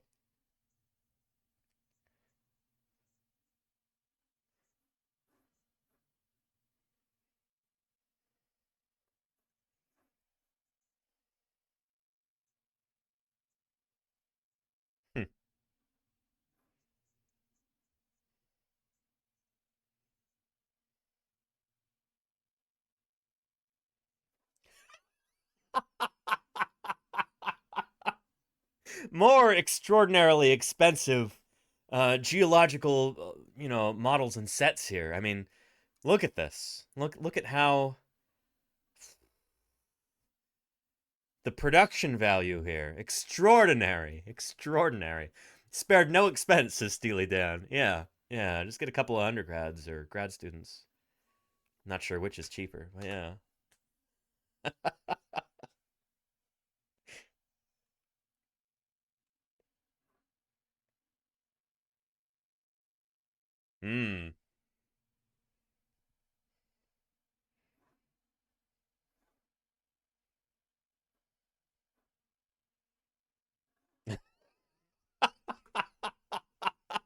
Oh, I love this so much. Oh, this is great. Oh, boy. Oh, you gotta love it. Oh, man.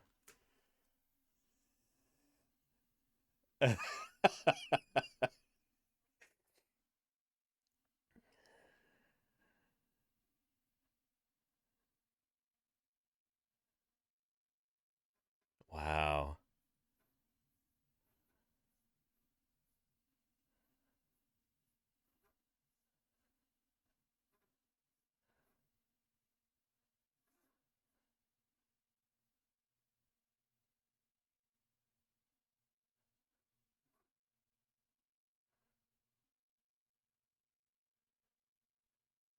Wow. All right.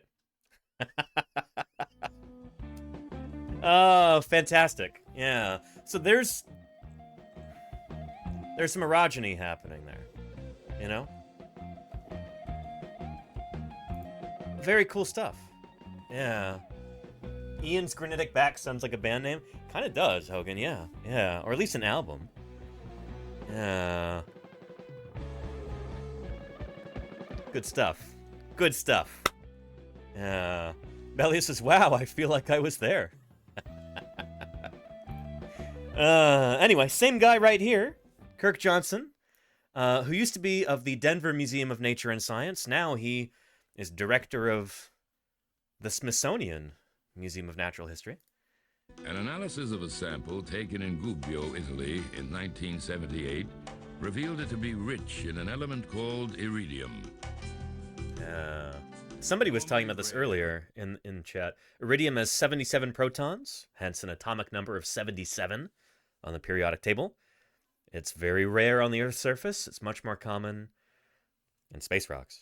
In the Earth's crust, iridium is common in meteorites. Yet the Italian sample had over 30 times the normal concentration of iridium. That amount could only have come from outer space. The clay layer circles the world from New Zealand to North Dakota. In every instance, the luckiest of elements, yeah. Double 7. Everyone wins. Except for the dinosaurs and the mosasaurs and plesiosaurs, ammonites. About 80% of all other life on Earth. Contains high quantities of iridium. There was only one way so much iridium could have been spread around the world. Yeah. And once again, Claire Burr is posting some excellent Wikipedia articles there in the chat. If you want more information about this, those are beautiful jumping off points. The element iridium and then the iridium anomaly. Claire Burr is on it. Thank you, Claire. Yeah. Paleo salute to Claire. Giant asteroid must have struck the Mammals win, though. You know, some mammals win, Charlie's Dragon, yeah. In the end, yeah. A lot of swords. Yeah, they're going. Thick dust cloud loaded with iridium, which drifted round the world. For an asteroid to produce this much iridium dust, it must have been 6 miles wide and weighed 1 trillion tons. Yep. Though this sort of Big Bang theory was controversial, evidence began to mount that a giant asteroid crashed into the Caribbean 65 million years ago. 66 now. Traces. Can you believe it's been 1 million years since this documentary aired? In 1999 or whatever? Wow. It's enough to make me feel old. Of a crater 120 miles wide were found in northern Yucatan. To leave a crater this size, the impact must have been 10,000 times more powerful than if all the nuclear weapons in the world exploded at once. Crazy. That's nuts. Think about that.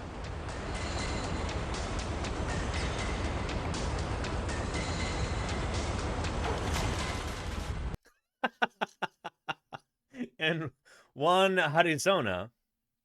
Oh, Juan H. Arizona, thank you for the follow. Welcome to Paleontologizing. That was some exquisite timing there. I really appreciate that. That alert. Oh, boy. Yeah. And Juan H. Arizona says, hello. Sorry, I don't speak English. I'm communicating with the translator, so I almost don't understand what you're saying. Well, Juan, habla español?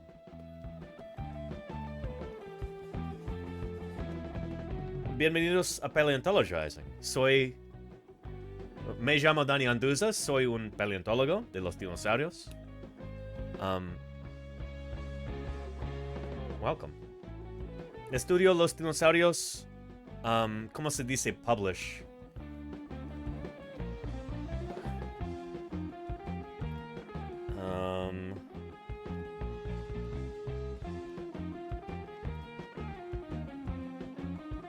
Publicó en los dinosaurios, en la literatura científica y excavó los dinosaurios. I excavate.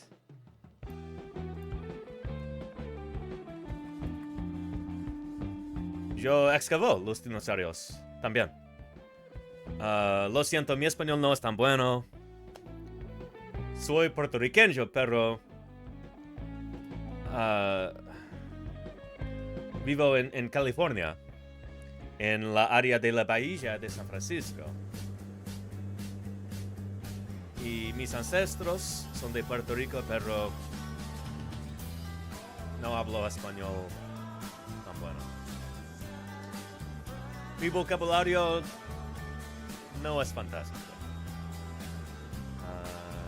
Dime algún dato de dinosaurio favorito. El Corythosaurus. El Corythosaurio. Claro que sí. Corythosaurus is a very interesting dinosaur. Big hadrosaur. Un hadrosaurio grande. Con un grande, ¿cómo se dice? Crest.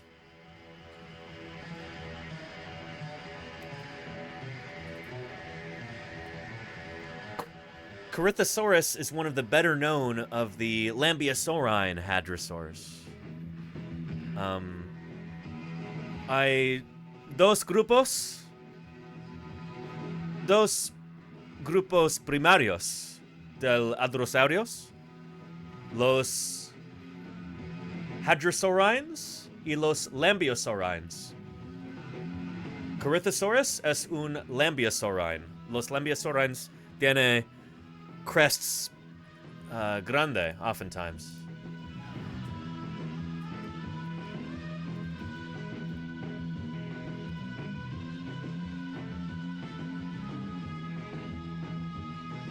Lambeosaurini.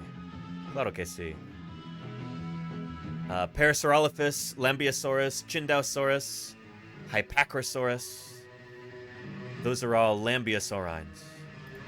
The crest of Corythosaurus, you probably know this already, was hollow.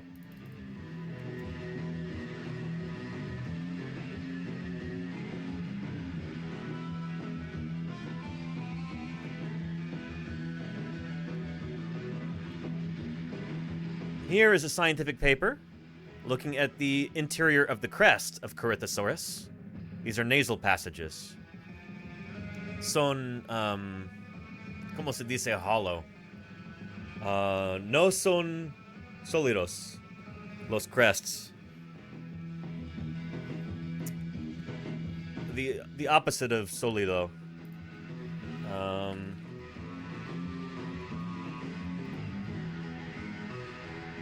Hueco o hueca.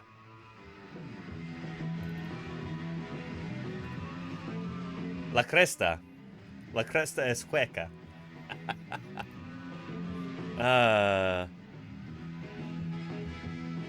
And como una trompeta o un trombono.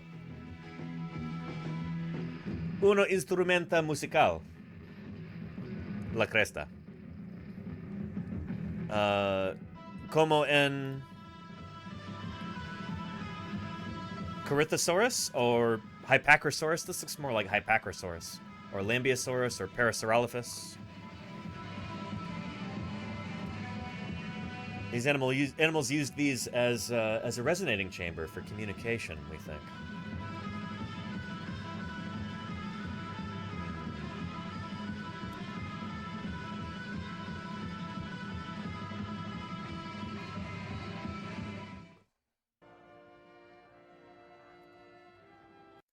Como así? The University of California, Berkeley. Paleontologist David Weishaupt of Johns Hopkins University has come to study a remarkable fossil that may provide clues to possible dinosaur communication. Parasaurolophus, a close relative of Corythosaurus. The animal was Parasaurolophus. It had a strange, elongated crest on its head. For a long time, scientists pondered over its purpose. Some scientists early on thought that because, say in this Parasaurolophus, the crest projects behind the head, well, because they're hollow, they were used as air storage chambers, say for underwater feeding. Other scientists have thought it was used as a snorkel, but there's no hole at the end. Another idea was that the crest was used to cool the brain. It's hollow and very close to the brain inside the skull. It may have helped with that a There bit. are other animals that lived at the same time that didn't have these sorts of things, and yet they survived. So it's hardly likely that the crests were used specifically to cool the brain. The puzzle intrigued Weishampel. He decided to investigate by slicing open one of the fossil heads to expose the inside of the crested chamber. Yeah, because glue is cheap. So what I found was, say this is a skull, and you're looking at a cutaway of the crest, and that it's hollow from the base of the crest down here up through the tip of the crest. The crest is hollow. There's a passageway along all the way to the end of the crest. Sharp U-bend here. And then it continues along above itself all the way out to the nostrils. So if we position a vocal organ, some sort of sound generator in the throat here, that produces some sound, that sound is forced through the back. Baja Spencer says, do you learn drawing at Paleo School? No, we don't. It does seem like there are an inordinate number of paleontologists who are good at drawing. Dinosaur paleontologists in particular. Other kinds of paleontologists don't seem to have this incredible aptitude for drawing, you know, proportional to their numbers. I remember talking about this with Pat Holroyd. She's like, oh, you draw too? Why is it with dinosaur people? What is it with dinosaur people in drawing? And my idea is that dinosaurs are just really fun to draw, and that's one of the ways that as a child you express your love for dinosaurs is through drawing. And so a lot of us grew up really enjoying drawing, and that kind of sticks with us. A lot of kids love to draw. Most kids really like to draw. It's an important activity to learn for fine motor skills and stuff like that. When I was teaching early childhood education, you know, getting kids to sit down with crayons, like, that's really good for them. So we encourage that kind of thing. And a lot of people lose that passion for drawing as they get older.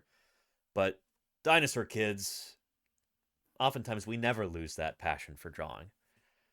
And so we have this reflected in a lot of dinosaur paleontologists today. Back of the throat, past the back of the palate, up into the crest, along the entire length of the crest, then scoots around here at the U-bend, comes along here, and the sound is emitted into the environment at the level of the nostrils, and then it's out. An animal as bizarre as Parasaurolophus really called for kind of a creative approach. So what I did was go down to the local hardware store, get some PVC tubing, got some small bits to fit on the end to make that real sharp U-bend at the end of the crest.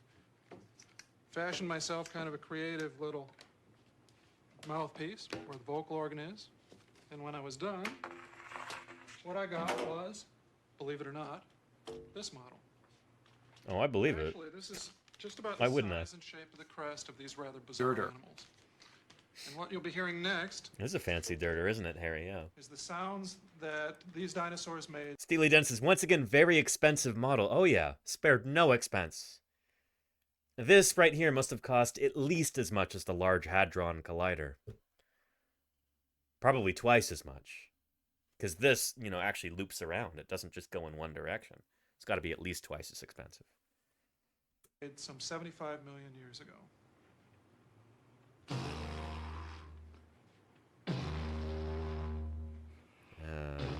Large Hadrosaur Collider. There you go. A Hadrosaur minuet in G.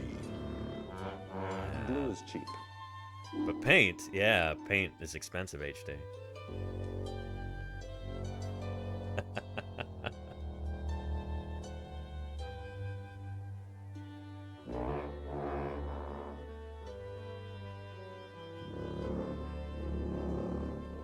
There's Corythosaurus there. Members of the crested hadrosaur family. Chindausaurus. Perhaps they too were capable of producing sound. Saurolophus. Yeah. Dr. Irrefutable says tens of dollars spent on research. Probably more than that, Dr. Irrefutable, if you can believe it. It could be 20s of dollars spent on research.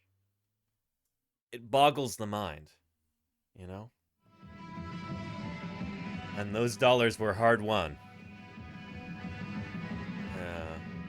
This artwork takes you back. Yeah, Petrodactylus. Those are John Sibbick illustrations from back in the, I think the late 70s or maybe early 80s. Produced for this book right here. David Norman's Dinosaur Encyclopedia. The Illustrated Encyclopedia of Dinosaurs.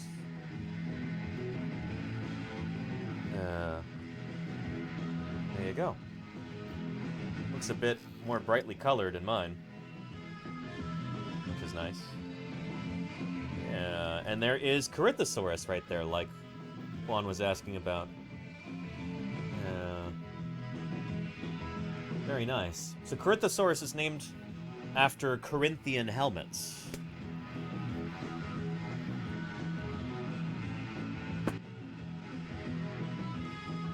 Corinthian helmets of Roman soldiers.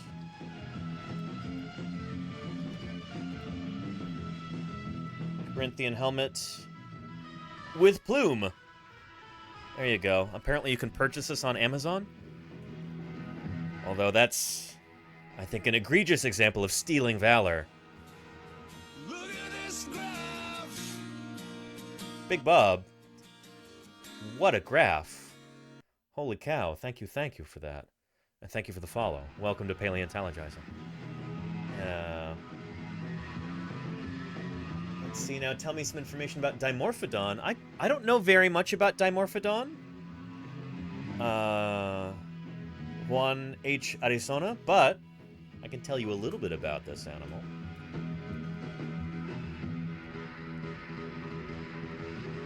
It's a pterosaur from the early Jurassic, I believe. I think it might have been the first pterosaur named from England. Yeah, a pretty cool critter. It's got a pretty neat looking skull. The name Dimorphodon means two forms of teeth. Kind of reminds me of Dimetrodon in its name. But yeah, it's a decent-sized pterosaur for its time. It's a good example of a pterodactyloid because it's got that long tail with the little leaf-shaped... I don't know what you would call that at the end. What is the term for that on a Dimorphodon tail? Anyway, one of these days I might actually print a Dimorphodon skeleton because you can find files of this online. Like this one right here. But I think you can print a whole skeleton, can't you?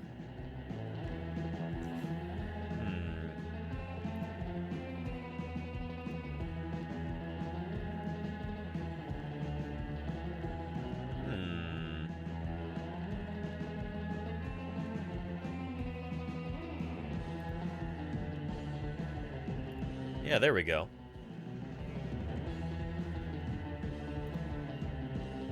One of these days, I mean, 25 pounds, what is that in US dollars nowadays? It's probably about the same. This is sculpted, though. This is not scanned from an original. But it's still really pretty cool. Dimorphodon, neat animal. Baja says that skull would take more support than actual material. Oh, yeah. Yeah.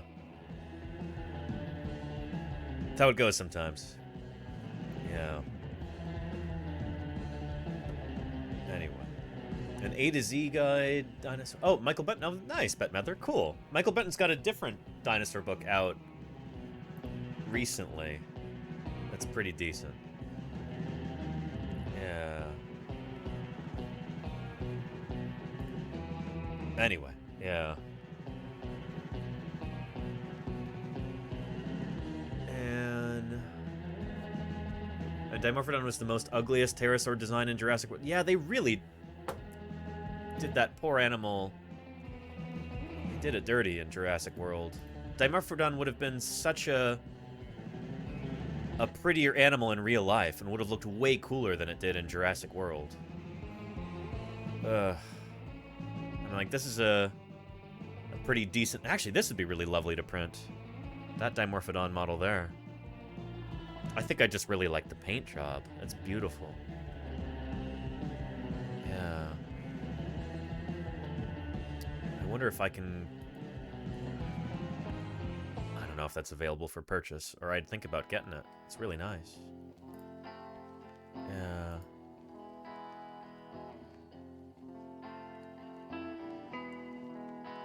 Oh! You can get it from JWE2's. Wait, but can you purchase the files, or do you have to purchase the finished model? Yeah, I think you have to finish the... You have to buy the finished model.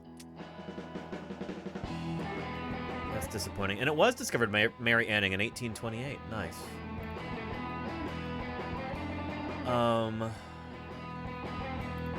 Yeah, that's unfortunate. I'd love to be able to print this myself, but I'm not going to buy a finished one. Nah. Anyway, contacted the designer. I could, Jody Fish. Yeah. The first pachycephalosaurid dinosaur that comes to mind? Platytholus. Juan, Platytholus. You thought I was going to say Pachycephalosaurus, didn't you? Platytholus was just named earlier this year.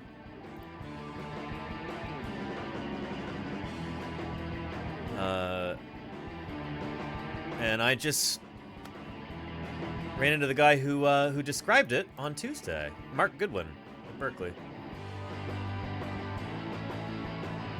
This is just not gonna load, is it? It's irritating.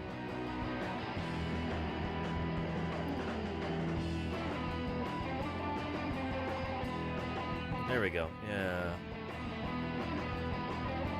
Platytholus. There's my old boss, Jack Horner, and there's Mark Goodwin there. After their commute into the Badlands.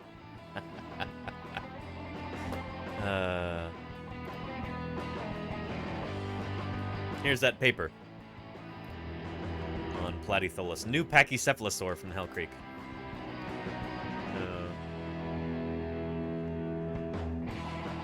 Anyway. But yeah, and they have helicopter money. I guess, you know, I guess Jack did, HD, yeah. Yeah.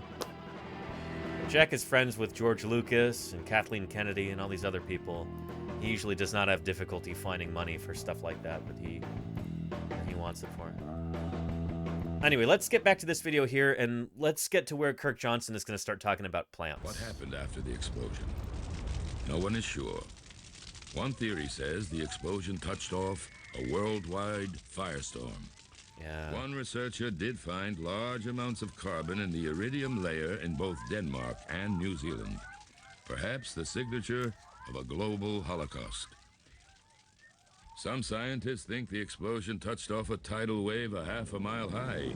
Others suggest the dust kicked up by the asteroid... Friends in high places, yeah, in helicopters, no less, Miss Yvette. Strong enough to kill many species of plants and animals instantly. Other scientists speculate that when the asteroid exploded, billions of tons of bedrock... They both have a robust social safety net. Releasing vast amounts of carbon dioxide into both have free health care for their citizens. All that CO2 would trap the Earth's heat, turning the planet into... There is not a single fact that you missed. Thank you. Muchas gracias, Juan. I appreciate that. Thank you for the kind words. Temperatures worldwide must have soared. I don't know, Dr. Irrefutable. Caused a nuclear winter.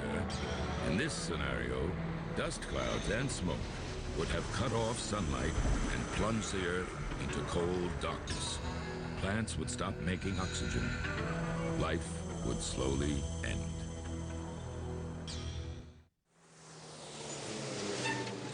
Since scientists disagree on the impact of the asteroid, they've turned to the fossil record for clues. Yeah. I think this might be where Kirk talks about the plants. Yeah. Somewhere up in here. Somewhere in the southeast. Yeah.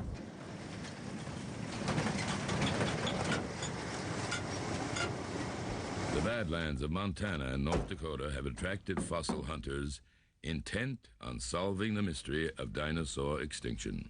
But they're not looking for dinosaurs here. They're looking for plants.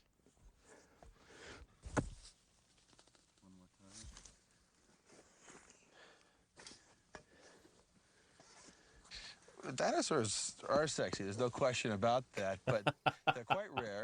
And I can make that an alert.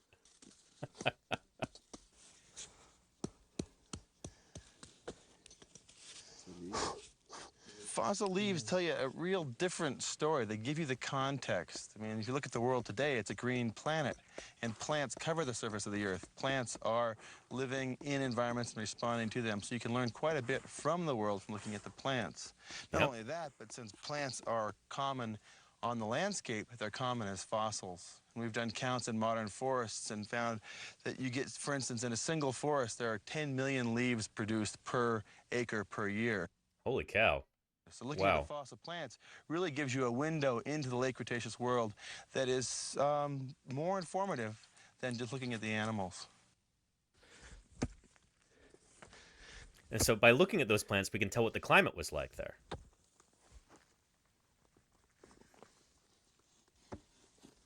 Sometimes remnants of several plants are preserved on a single rock. The sound. You thought that was a snake, Tomas? It's probably a bandana, isn't it? Whoa.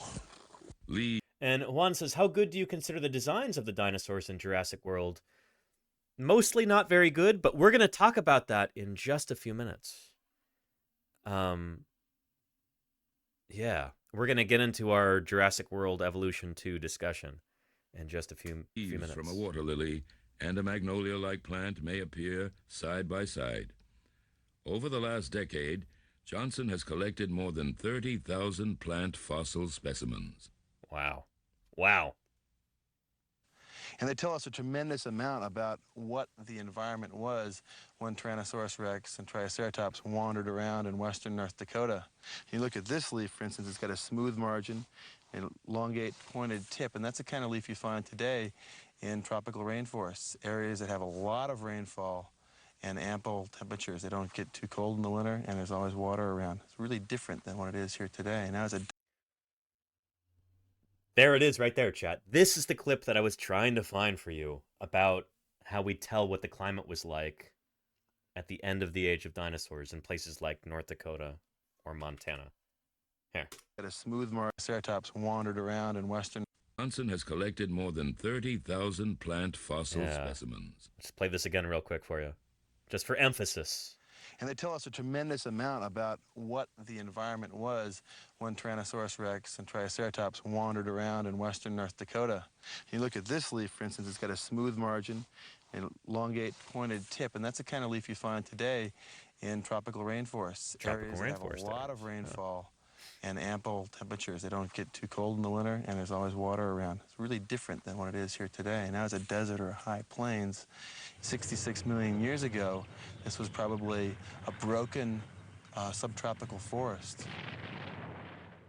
So fossil leaves are indicators of the climate in which they grew. So from looking at these fossil leaves, we can tell that this area was moist and of moderate climate. We find fossil palm leaves here, palm leaves near the Canadian border. So we're looking at a place where conditions are much warmer and much wetter than they are today. Interesting stuff. This is really, really important. It shows how important it is to study fossil plants. I'm a dinosaur paleontologist. I work on dinosaurs. We would know far less about what the world was like back then, including less about dinosaurs if it weren't for the people who study fossil plants. It is so important. It might not be as exciting at first blush. Studying fossil plants might not be the most thrilling thing in the world to most people. Dinosaurs might seem more exciting, but oftentimes fossil plants are actually more informative. If we're trying to figure out what the world was like back then, say 66 million years ago, fossil plants are one of your best clues. So a big paleo salute to those paleobotanists out there who are doing that hard work of deciphering the plant record and figuring out what ancient environments were like, what the climate was like, what the rainfall levels were like, all that good stuff. Yeah. Anyway. And Juan says, let's see if you guess which Lambeosaurid appeared more in Jurassic Park and in Jurassic World. Parasaurolophus or Corythosaurus? I think Corythosaurus only appears in Jurassic Park 3. Juan. I remember it in Jurassic Park 3.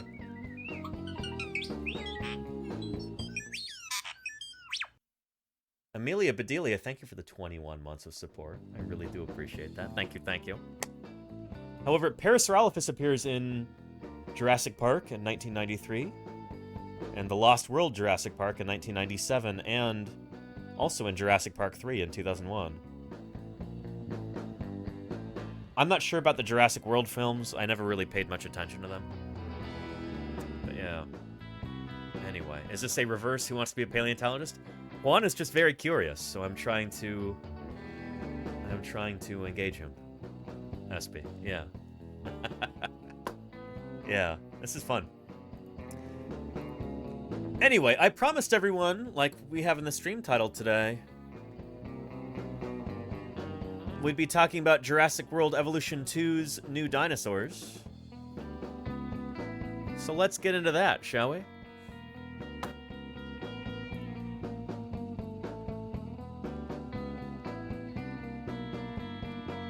There are 4 new dinosaurs that apparently they've added to this game. They're calling it the Cretaceous Predator Pack. So let's take a look at that, and let's talk about these different dinosaurs. There we go.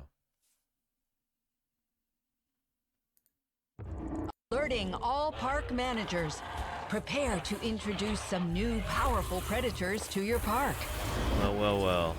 Ooh, what's wrong with that Tyrannosaur? Ugh, not good. A ruthless, intelligent predator and one of Beautiful. the largest raptors to have ever lived. The largest we have so far. Utah Raptor. Oh boy. An impressive animal. And they've done a pretty good job with this. I like it a lot. I maybe would have given it more feathery feathers along here instead of just like Nino Fuzz, but, you know, I wouldn't say this is wrong. I'm just happy it has feathers, honestly. What do the feathers look like on its arms, though? The Utah Raptor stands as an immensely dominant species. Ah, yeah, we've got proper feathers on the arms like you should have on a dromaeosaur. Oh, this is good. This is really good. Cloaked in feathers and armed with impressively large claws, the ferociousness of this species should never be underestimated. Sporting a point. And look at Concavenator here. This is really lovely. Oh man, this might even look better, honestly. Concavenator is a Carcharodontosaur from Spain. We don't really know what's going on with these elongate neural spines along its back right here and along its sacrum. It could be that the one specimen we have of this animal was a juvenile, and maybe that this would have lengthened, and like you would have had these high dorsal spines, these high neural spines, you know, for more of the animal's length as it matured. I really don't know. We don't know. But it looks like they even put the little quills along the arms too. Oh, this is nice. Pointed crest on the spine, the Concavenator has a truly remarkable silhouette. This agile theropod from the early Cretaceous period will strike fear into its enemies with a deep rumble and hiss. A gargantuan hunter, the Tarbosaurus is an aggressive carnivore, always on the lookout for its next hunt. So this basura, this is garbage. This one's bad. And it's so frustrating because the other 3 are good. Especially the Utah Raptor and the Concavenator. Those are actually really, really decent. This just absolutely... Oh, brother, this guy stinks! Ew! Just not great. Really, really not great. Somebody has told me that the reason this looks so bad is because it was in the TV show or something like that, like a Jurassic World TV show. Yeah, it's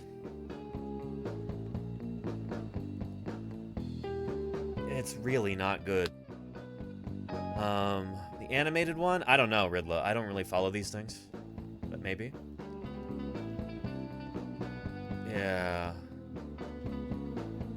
The Smurf says the face looks very big predator feline-like. It's not necessarily a bad thing. There was that really lovely model that was done of Tyrannosaurus for the Field Museum.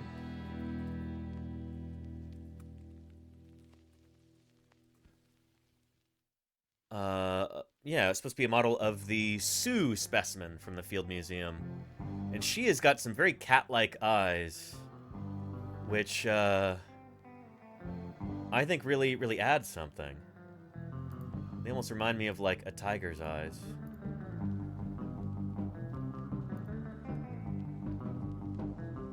And that's not a bad thing. I think they give her a lot of personality.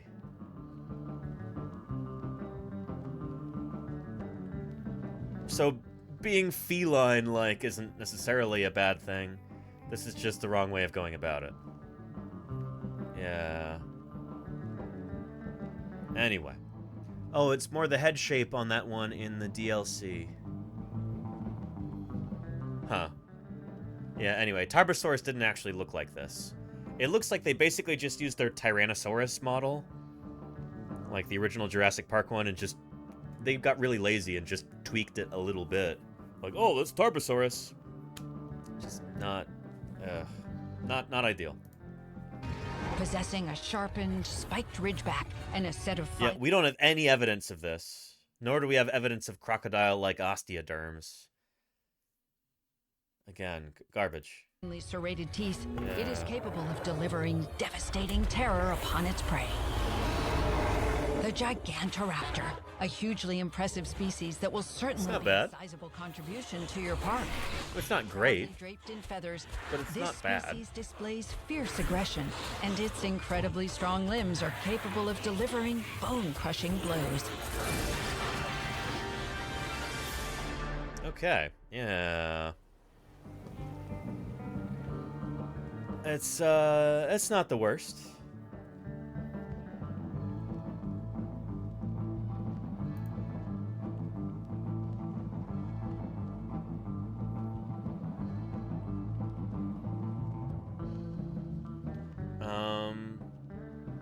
There are a lot of different videos about this. I just want to have some footage of the dinosaurs walking around. There we go.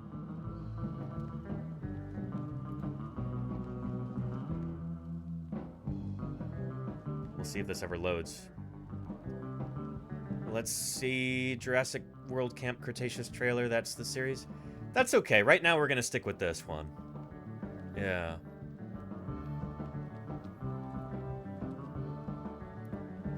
And I'm pretty sure they are in the game Petrodactylus. People have been telling me about it for a while now.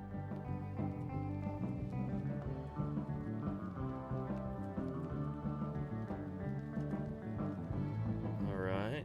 There we go. Utah Raptor. Not too shabby there. Well, well, well. So let's talk a little bit about Utah Raptor. Utah Raptor is the largest of the dromaeosaurs that we have right now. Much larger than Deinonychus. Much larger, or at least a little bit larger, at least, than Achillobator, if that is indeed a dromaeosaur. We're not totally sure.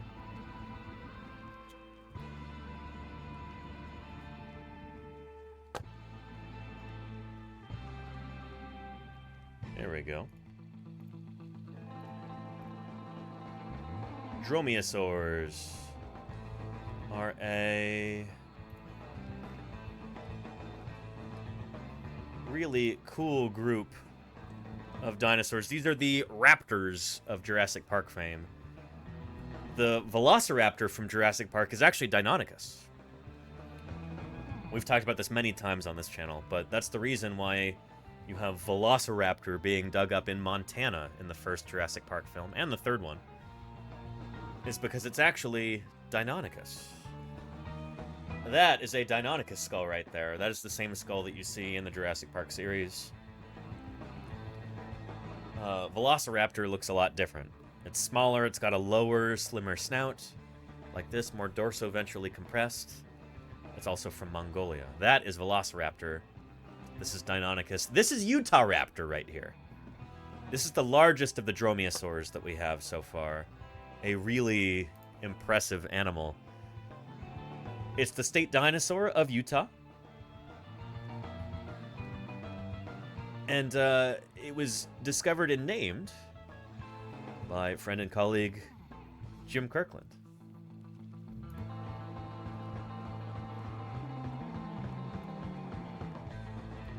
Let's find that real quick.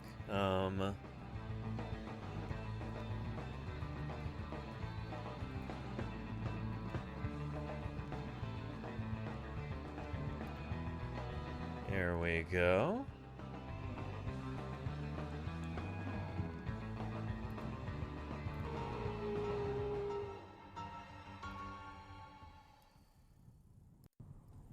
High above Utah's canyonlands is Gaston Dinosaur Quarry. Yeah. Here in 1991, Jim Kirkland of the Dynamation International Society made one of the finds of the decade. There's Jim right there in his younger days. Mr. J. Galactus says, Deinonychus is my second favorite dinosaur after T-Rex. Very cool. That's a good second favorite dinosaur to have. It'd be a good favorite, too. Yeah.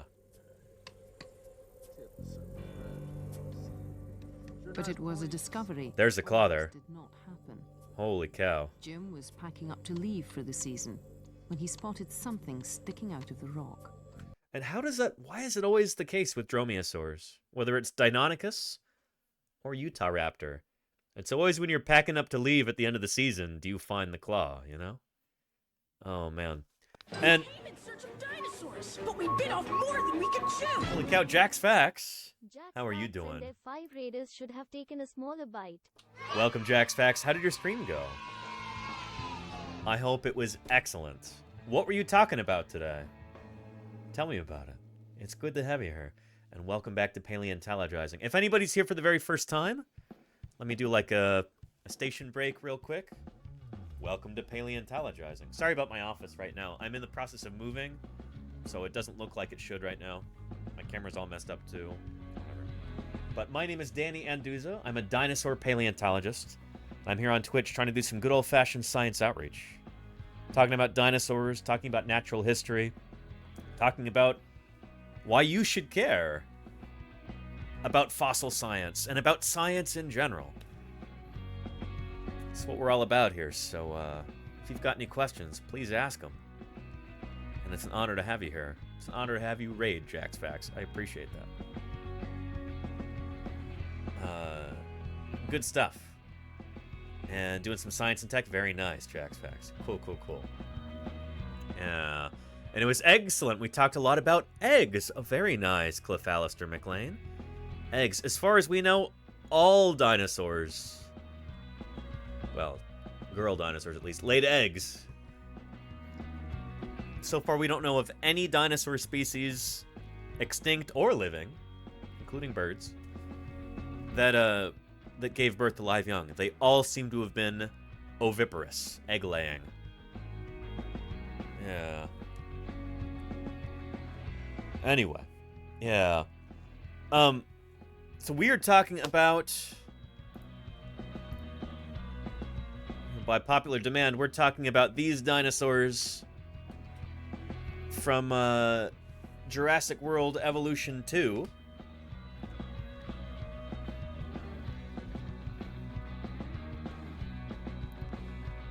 There we go. Yeah, and we're going over some of these dinosaurs, talking about... All park managers, prepare to introduce some. There's Utah Raptor, Conchovenator, Carposaurus. Yeah. A ruthless, intelligent predator. We're talking about this critter. The largest raptors to have ever lived. The Utah Raptor stands as an immensely dominant species, cloaked in feathers and armed with impressively large claws. The ferociousness of this species should never be underestimated. Yeah, so we're talking about that critter right now, and we're going back to the very beginning to talk about its discovery here. Mr. J. Galactus says, just for fun, which dinosaur do you think would most likely see humans as prey had we lived back then? If we're talking about major groups of dinosaurs, I think the theropods are most likely to have seen us as prey, Mr. J. Galacto.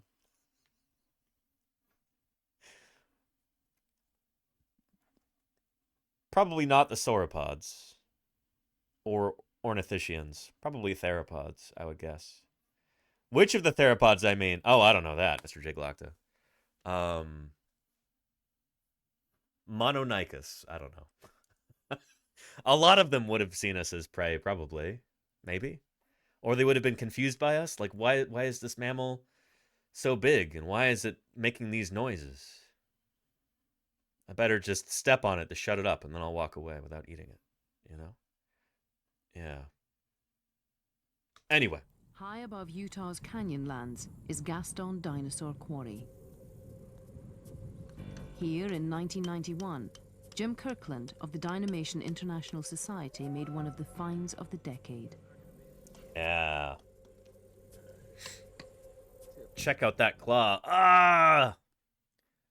Look at that blood vessel groove right there on the claw of this animal. Ah, that's gorgeous. But it was a discovery that almost did not happen. Jim was packing up to leave for the season when he spotted something sticking out of the rock. Yeah. He was stunned. It was a claw twice as big as any he... And one, I'm not going to search Jurassic World Camp Cretaceous trailer, sorry.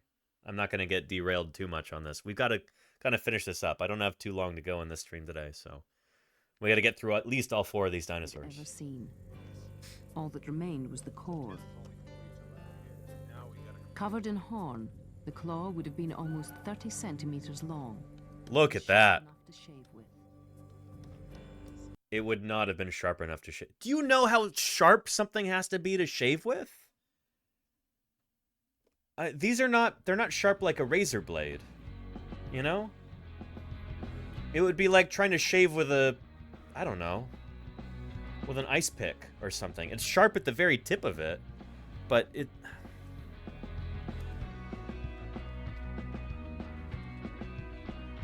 So, here's an ice pick right here. Or you know, an awl like this. Very sharp at the tip, but, you know, you can't... It doesn't work for shaving. You would not be able to shave with this. It's only sharp at the very end.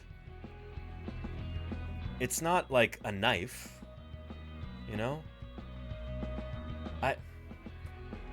Who wrote this? You know? Centimeters long and sharp enough to shave with. And there you go, Alexander Morrison. I agree.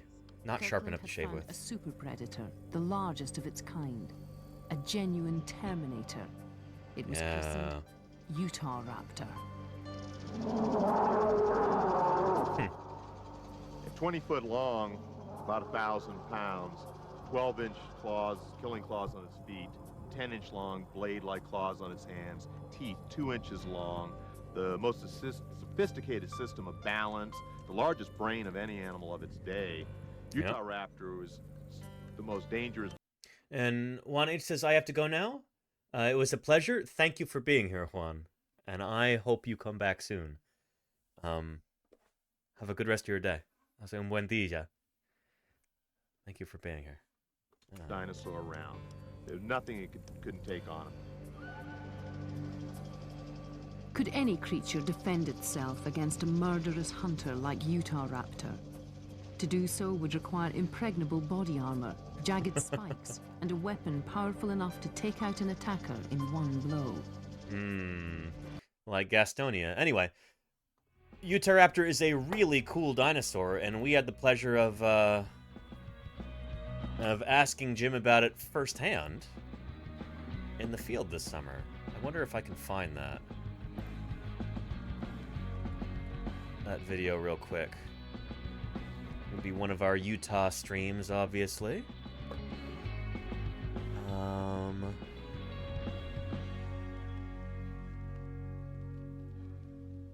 don't think think it would be that one. I think it would be earlier.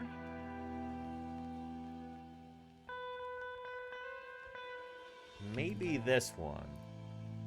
Let's take a look.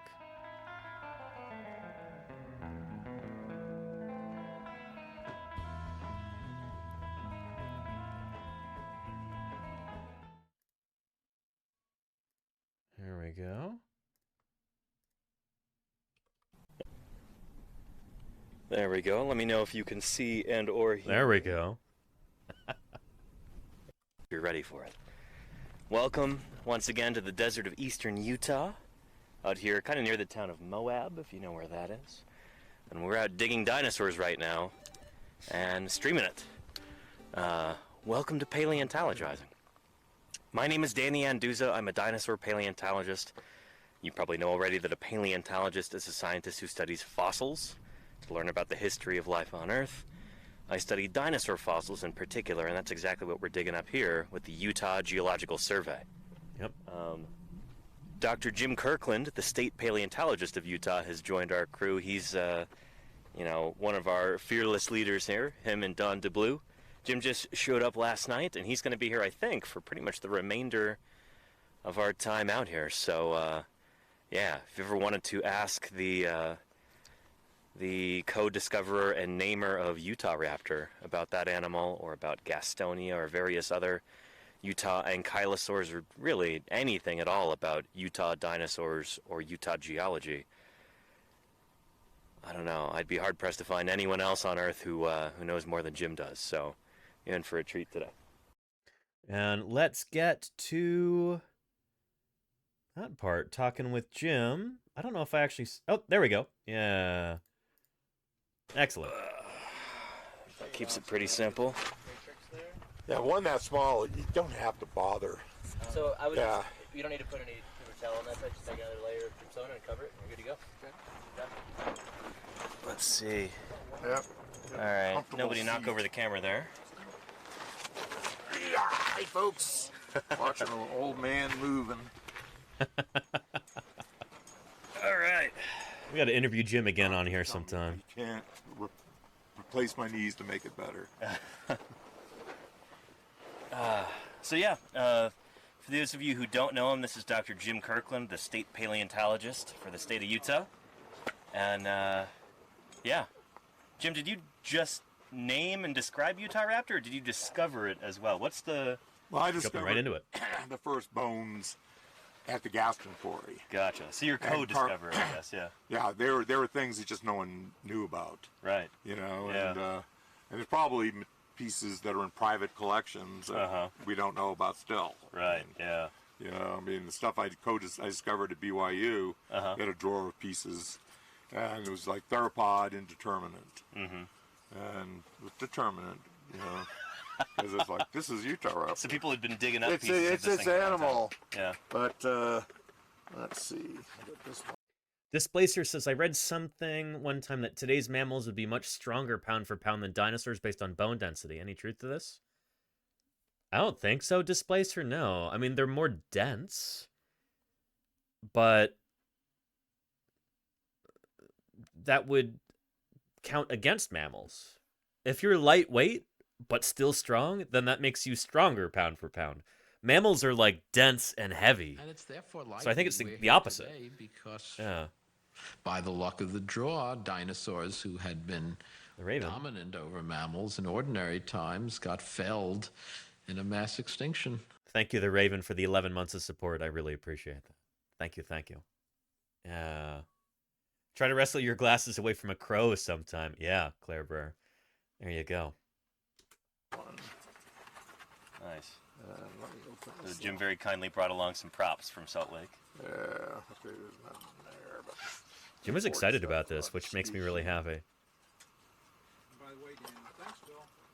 Yeah, thank you, Phil, for the idea. I appreciate it, Phil.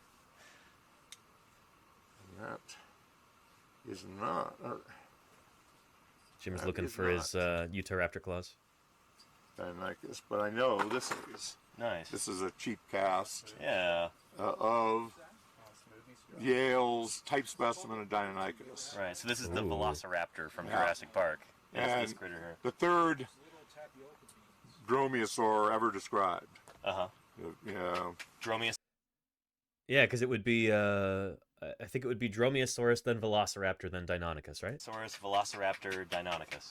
Yeah, as the first two are Dromaeosaurus, then Velociraptor, then Deinonychus.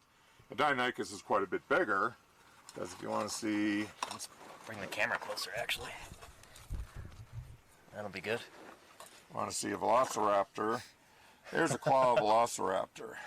For a Deinonychus. Is that the Rob Gaston cast right there? Yeah, yeah, Nice. that's from a good Mongolian Velociraptor. That's beautiful. It's so complete and smooth. Oh yeah, they got Yeah. you know, beautiful complete sky. They have the most they molds of the best preserved Velociraptorine skull ever found. Mm-hmm. You know, it's just an incredible thing. But here's Deinonychus, quite a bit bigger.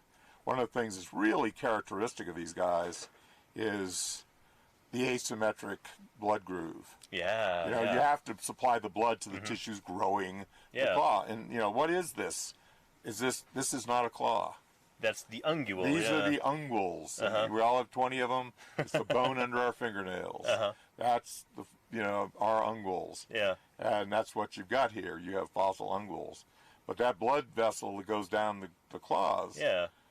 Can I show that to the camera nice and close? Asymmetric. Yeah. Show them both, because you know, they're very different looking claws. But they Velociraptor right here. And show both sides There's where that blood groove is. Blood groove there on this side, and then on the other side. So they're not going, you know, they don't match. They're asymmetrical. So on this side, it goes way up toward the top, and then on this side, it's more toward the middle, like the midline. The lighting is not great there. Laterally But, of the claw right there. But if you look at the articulation on both of them, it is symmetrical. Right, yeah. So it's like, why?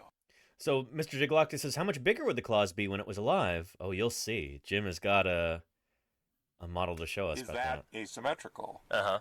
And when I was with Dynamation International working on robots, and we were starting to talk about Utah Raptor and things about it, one of the artists, you know, said, why are they asymmetrical?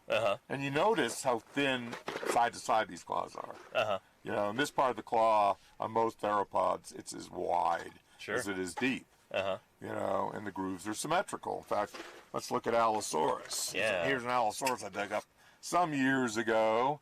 And if you look at the blood vessel on that side there, and this side here, it's symmetrical. Right. And look how broad the base is. Yeah. I mean, when we reconstruct the sheath of the claw proper. Here you go. This is the So both Baja Smancer and Mr. Jiglocta were wondering how much bigger the claw would be in life than just, you know, the bony core today. Take a look. Well, here's the claw reconstruction. That's the keratin over the top, yeah. It's like a bear claw. And you look at this wide face, it probably had a double carina, like you see on most normal big claws. And this would, you know, Allosaurus, this is a thumb claw, would rake through and cause some serious damage. But it's not a knife in any sense of the word. More like a hook, I would imagine it as, for grasping. And, you know, this probably added strength, but this double carina is very prevalent in mammals, too. But claw ungual, keep that in mind. Yeah. But you know, why are they... So it makes it significantly longer. I should have shown that to the camera, but let's see.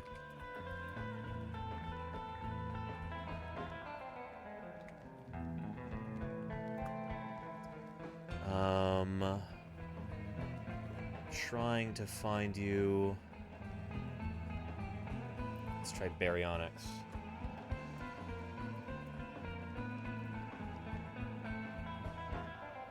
The bony core versus the... Oh, okay, that kind of works.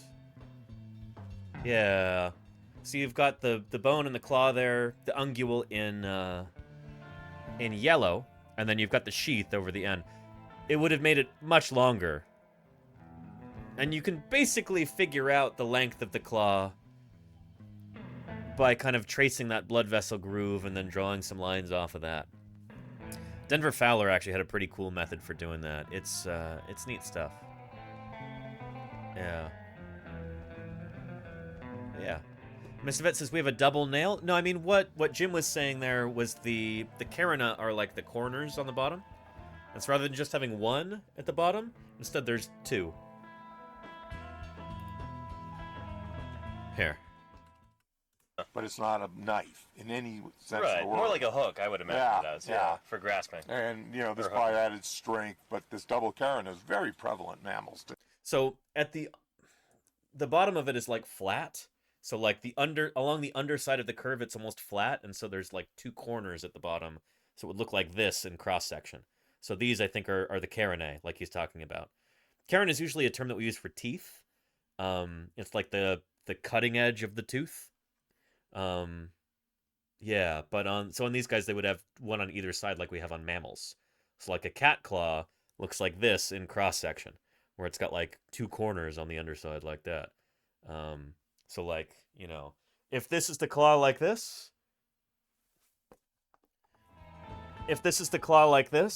right here, then I'm talking about like these corners at the bottom that run along that, like that. Those are the carinae. Does that make sense? That's, I think, what he meant, Miss Yvette. Yeah. Anyway. But claw, ungual, keep that in mind. Yeah. But you know, why are they asymmetrical, the blood groove? I would imagine if they're using it to hook into prey, this is my guess, that like high quality models. There you go, Sketchwin. The Yeah. sagittal plane. So like you're kind of going inward or maybe outward. It has nothing to do with biomechanics. Okay. Remember, it's completely covered by the keratin. He threw me for a loop with this. I didn't get this. Yeah. So why would that be asymmetrical in these? I don't know. Yeah. We're working with an artist, you know, because artists notice things that paleontologists don't always notice. Yeah. You know, I have a lot of respect for paleo artists. I don't always agree with them, but I have a lot of respect for them. But you look at this and you say, okay, it's flat. The groove's in different positions. The artist goes, well, it's structural. If the claw was symmetrical, you'd have this real weak spot because it would come so close together. Sure. At the center of the claw. Oh, I see what you mean. Yeah, so by displacing them, it would be bowed inward like instead that. of having this point where it would break easy, you've got this, and it makes real sense. You know, and and I note in the paper I describe Utahraptor that this guy figured this out, and I agree with him. I think And let's take a look at that original paper, shall we? From 1993. Let's look at Jim's original paper on Utahraptor there.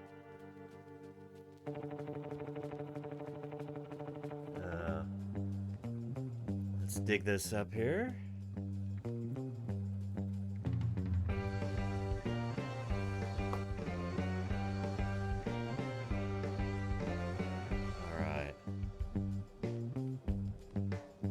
All right, we're searching through the database here. There we go.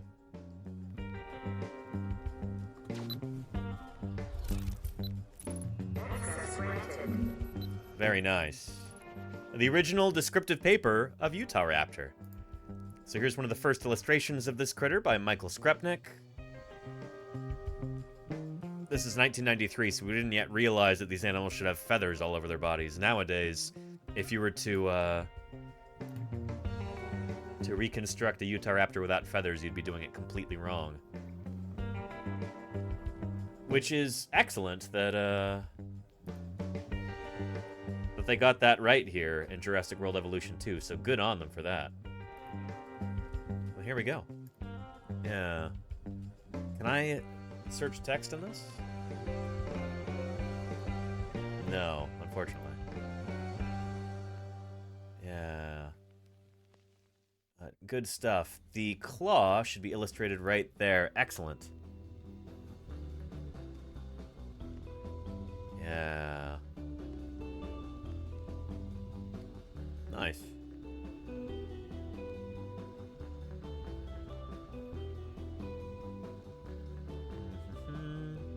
One of the most distinctive features of the manual claws is their thinness. That's interesting stuff.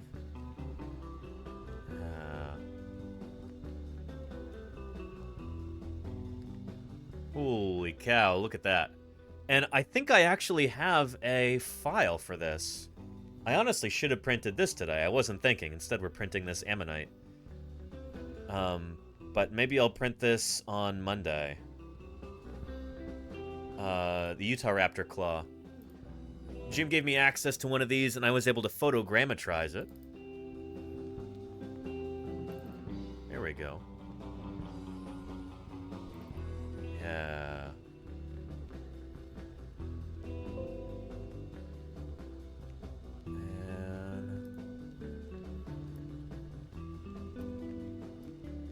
This is the photogrammetric model that I came up with.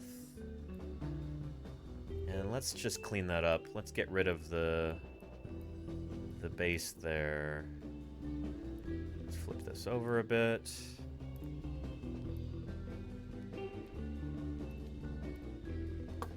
There we go. Excellent. That is the raw model of the Utahraptor claw that I have that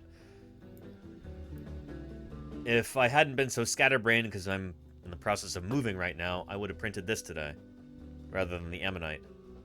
But that, I think, is this original holotype claw right here. It's got this little break at the tip of the claw right there, and sure enough, there it is too. This is the original Utahraptor holotype claw.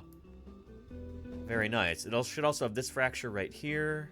Have a chunk taken out of it there. And yep, fractured, chunk taken out of it right there. That is the same one. So this is the holotype pedal ungule of Utahraptor. Very nice. Very nice. Yeah. So I'll probably print that on Monday. Something to look forward to.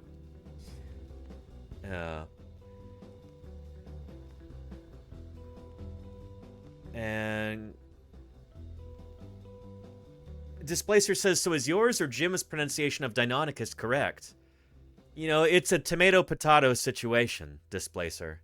In fact, I believe I've made that point before on the Bird website, haven't I? Long time ago. Let's see if I can find that. Here we go. It would have been a while ago.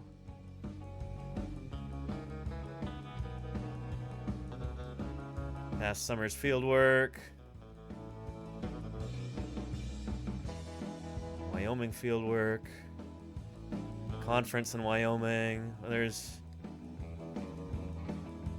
Jim right there.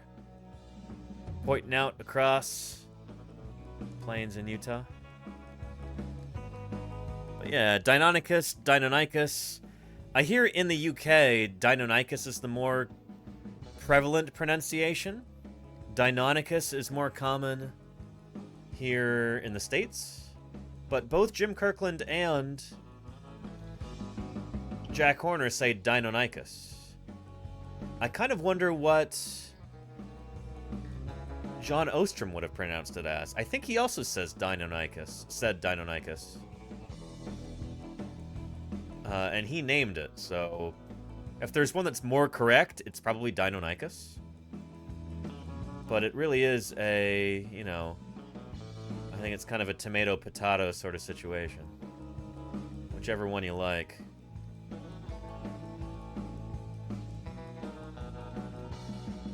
don't know if I'm going to be able to find this fast enough.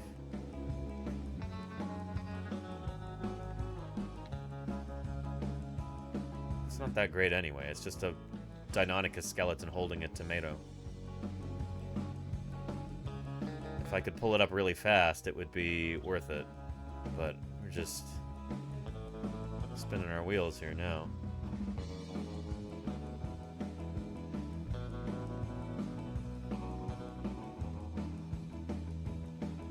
Yeah, oh well.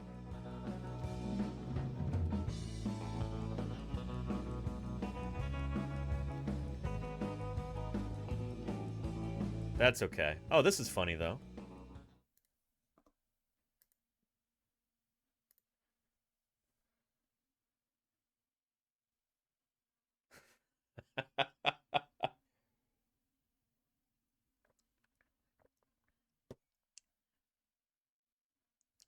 Not up. Call it down.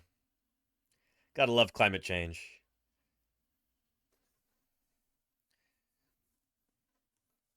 Anyway. Can I just find you the image? I might still have it here on my hard drive. Twitter. There we go.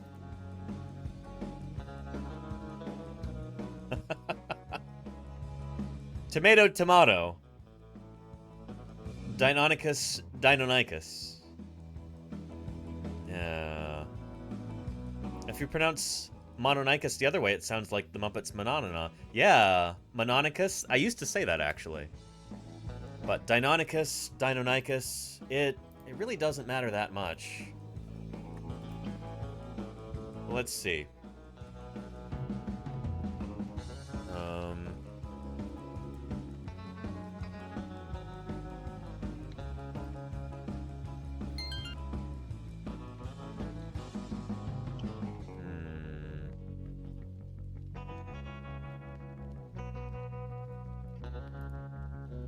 That's not it there.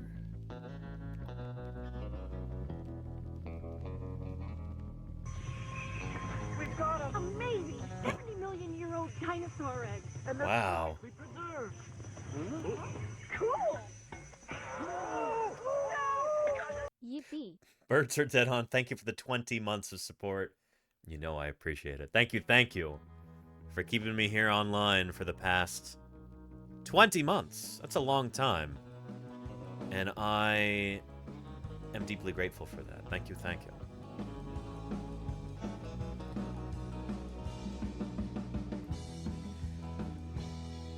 All right. I think... Oh, here we go.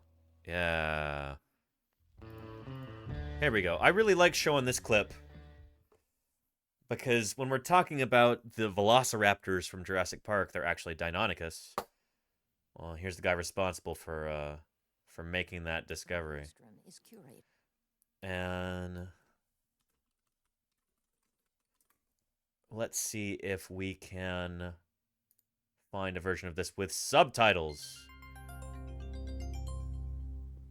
There we go. Excellent. This is Yale University's Peabody Museum, where John Ostrom is curator. Yep.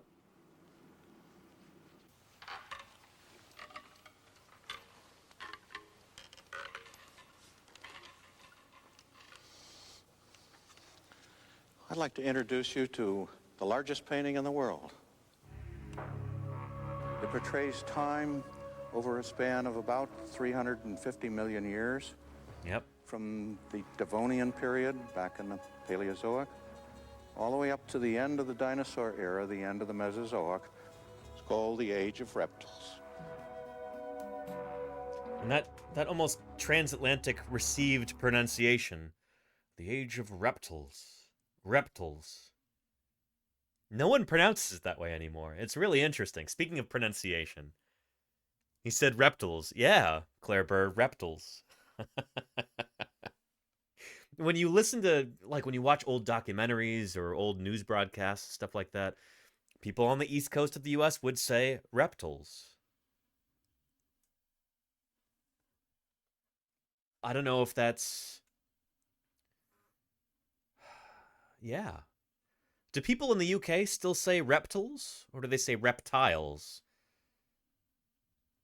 I don't know, because that almost might be a transatlantic thing. Dinosaur era, the end of the Mesozoic. It's called the Age of Reptiles. Yeah.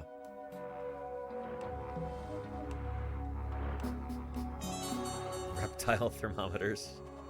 Reptile dysfunction. Picture of dinosaurs. Yeah. Pea-brained giants. There you go, Ridla. Okay, lumbering through lush tropical foliage, gorging themselves on leaves and grass. No grass. There's no grass in here. Rudolf Salinger got it right. Oh, Rudy Z.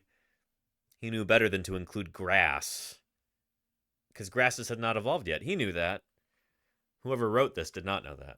Foliage, gorging themselves on leaves and grass. No grass. For years, the stereotype In was the UK, we say like you did. Okay, Beats International. Okay. Good to know. Thank you. Since the 40s, when it was painted, a number of discoveries have been made, and new ideas have been thrown into the debate. And perhaps one of the most important discoveries was made by me.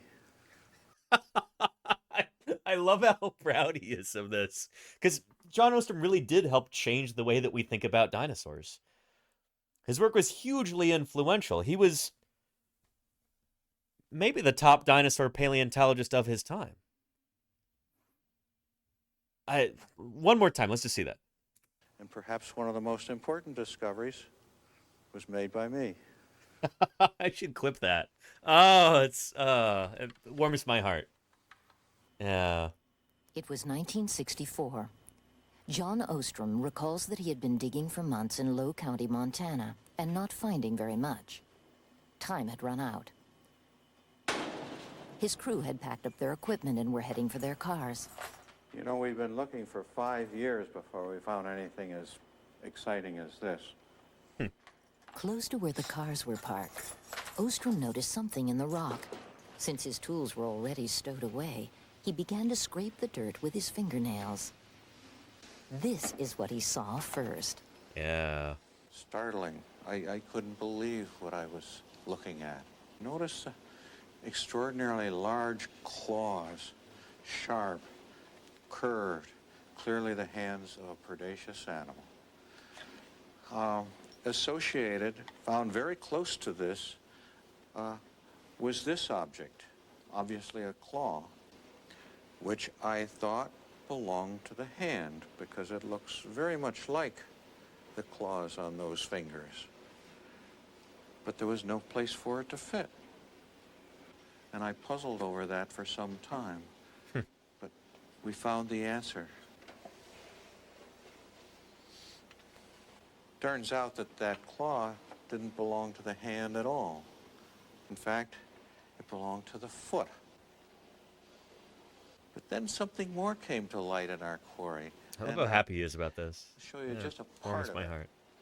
Bits and pieces of the tail, encased in bundles of ossified tendons all along each right side, left side, underneath.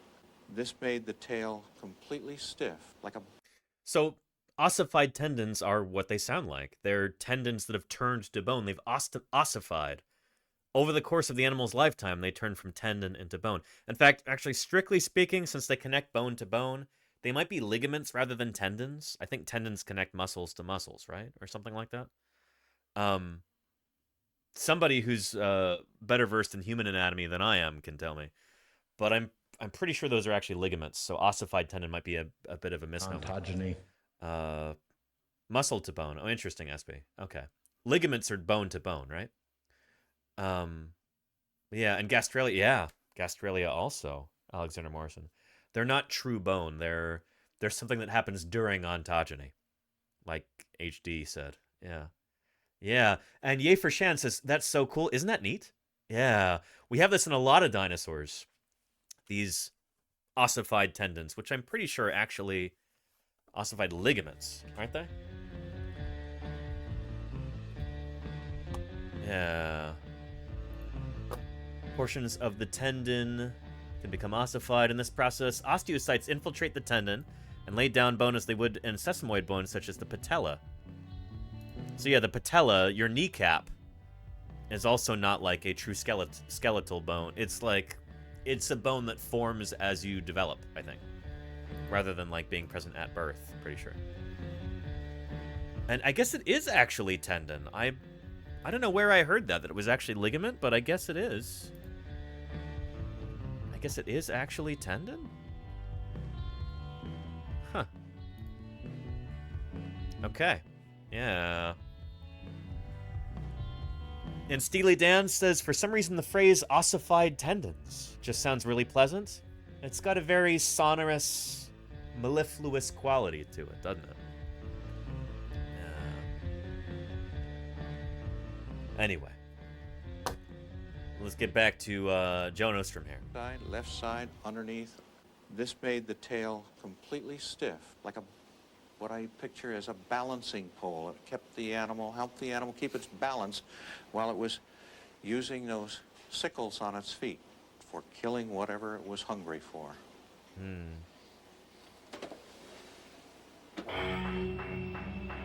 Ostrom named the animal Deinonychus, terrible claw. Deinonychus. A killing machine that came into being more than 100 million years ago and used both hands and feet to snatch and rend its prey, keeping its balance by the remarkable adaptation in its tail. Nothing like the galumphing brutes in the Yale mural, but a speedy acrobat, a racer. Yep. Now, what we want to hear is John Ostrom pronounce the word Deinonychus. How did he say it? Because I believe that carries some weight. Maybe I'll have to start saying Deinonychus. Ah, he didn't even say its name. Gosh darn it.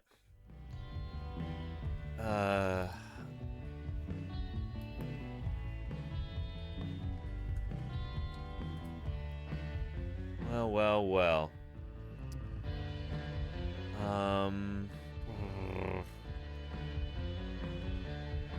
We might be out of luck here.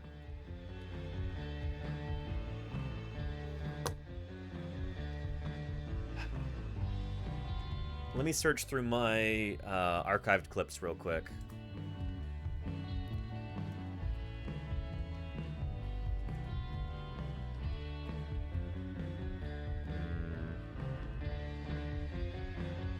Nope. Nothing. I don't know if John Ostrom said Deinonychus or Deinonychus. I say Deinonychus, but, you know, tomato, potato. Anyway, let's get back to our Jurassic World evolution dinosaurs. We've talked about Utahraptor a little bit. Maybe not enough. Maybe we'll talk about Utahraptor just a little bit more. This is a dinosaur that we're going to learn a lot more about in the near-ish future.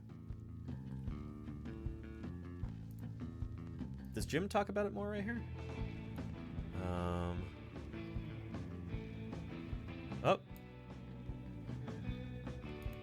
It's hard He on does. the knees and everything else. No, this is the gaston core. Head in this side of the paradox. Maybe like the smaller the claw is, the more you have to have those displaced in order to help prevent it from breaking, because it's... Yeah. But basically... So like Allosaurus wouldn't have to worry about that because the claw itself is already pretty thick. Oh, yeah. Okay. That makes sense. Yeah, it really does. It's just like, you know, you say the mouth of babes. This is a sharp guy, you know. This paleoartist had a lot of skills.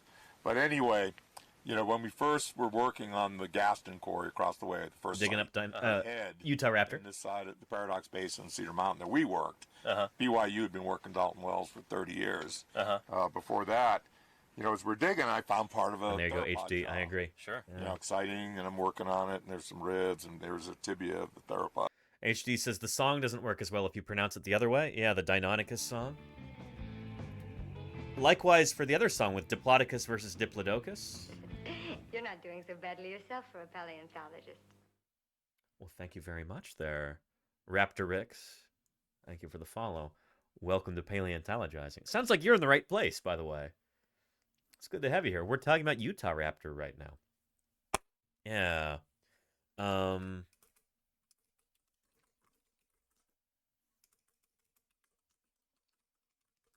There we go. Deinonychus lived in the early Cretaceous period, after Allosaurus and before Tyrannosaurus rex. Yeah. One of the most fearsome hunters wasn't big at all. He measured close to 10 feet long and only 5 feet tall. Deinonychus. Deinonychus. Raptorix, how are you doing? Welcome, welcome. It's good to have you here. Yeah. With his terrible claws. This is a pretty decent rendering of Deinonychus right here. Oh, right here. Yeah. Now we recognize that these animals were fully feathered. They'd race to the attack. Deinonychus, with his powerful jaw. So yeah, in the song, it works a lot better with that pronunciation than Deinonychus. His arms were long to hold his prey, sharp claws were used to grip. Anyway, just like in the Dinosaur March, how normally I say Diplodocus, but you say it Diplodocus in that song because it just works with the rhythm of the song better. Yeah. HD says, did they hunt in packs? We're not sure, HD. It's possible. But that sort of thing is really difficult to demonstrate from just fossils, you know? Yeah. And Raptorix says, it's original, that skull that you have behind you? It's an original 3D print, Raptorix. This is the skull of Allosaurus right here. I 3D printed this earlier this year. Finished it a couple months ago. And pretty proud of that. I'm in the process of moving right now. Normally you would see a lot more material here in my office. That's why this is looking a bit empty over here right now. Because I'm packing up a lot of these 3D prints. I do a lot of 3D printing here on Paleontologizing. I'm printing a Jurassic Ammonite right here. I ran out of gold filament, so I had to switch to silver. Pretty soon I'm going to be down to bronze, you know? But yeah. Raptor Rick says, looks awesome. Thank you. I appreciate that. Yeah. Allosaurus, the state fossil of Utah. But the state dinosaur of Utah. Utah has both a state dinosaur and a state fossil. The state dinosaur is good old Utah raptor. That's a lovely depiction right there. I like that a lot. And this is a depiction of a very important Utah raptor site. This is a depiction of the Utah raptor block. We've got the bones of an iguanodontian dinosaur in there, and then a bunch of dromaeosaurs. I think they're probably all Utah raptor, but there's a couple of paleontologists who are like, oh, we've got 5 species of dromaeosaur in here, and they're all new. Well, they're probably all Utah raptor. But yeah, anyway. I had the opportunity to visit this a few times in the past couple years, to visit the Utah Raptor block. Utah Raptor Mega Block, as it's sometimes called.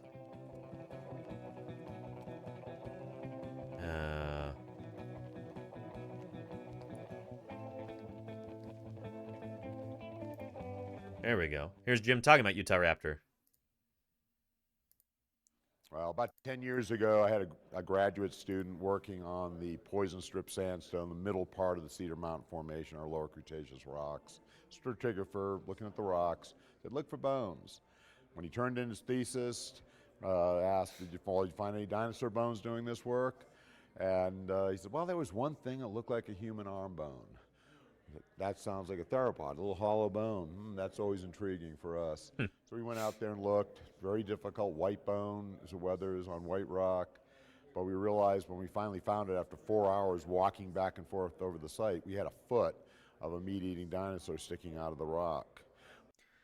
And who's this behind Jim right there? Is that Cosmoceratops or... Yeah, that's gotta be Cosmoceratops there with those epiossifications. Yeah, Went that's back, well, 6 months later, the following year, to do a little further evaluation. What do we want to do with this? The first piece of rock I moved split open, and I had the part and counterpart of a jaw with all the teeth in it, of a small meat-eating dinosaur. This is now on exhibit at the Natural History Museum of Utah. As we worked and expanded the site, we realized as we came around, it was a 9 by 9 by about a meter mass of sand. And we now realize we have a mass of Utah raptors, babies, juveniles, subadults, and adult. So we ended up collecting the whole thing intact and dragging it with a track hoe, 9 feet by 9 feet by 1, 9 tons of dinosaur skeletons intertwined, a whole growth series of Utah raptors trapped in this quicksand, the first time anyone has ever attributed dinosaurs dying to quicksand. It's really cool stuff. And, ontogeny.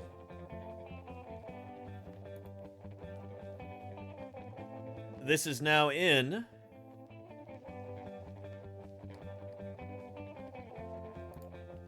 the Utah Geological Survey building in Salt Lake City. So here's Jim and LJ. This is Bun, who's LJ's like exchange student staying with him at the time. And there is the Utah Raptor block. There are hundreds, possibly thousands of bones of this animal, Utah Raptor, there in the block. It's pretty impressive. We are going to learn so much about this animal as this thing is continued, to be worked on. It is, it's really exciting stuff. Yeah. So anyway, let's wrap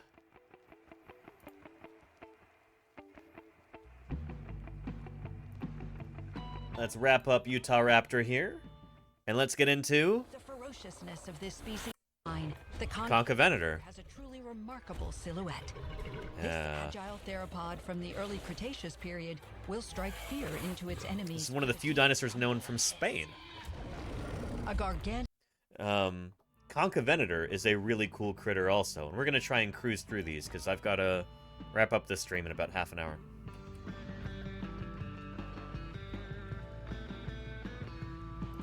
Concavenator might be the most complete dinosaur known from Spain. It's a Carcharodontosaur. So it's related to Allosaurus, except it's later in time.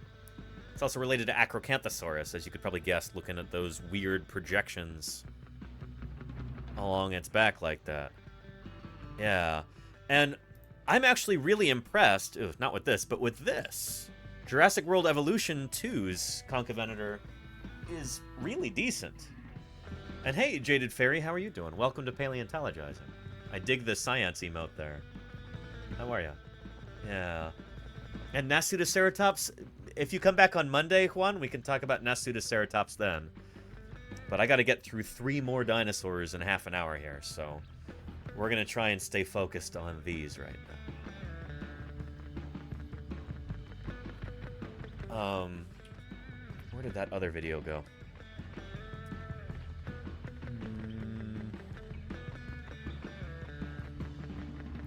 There we go.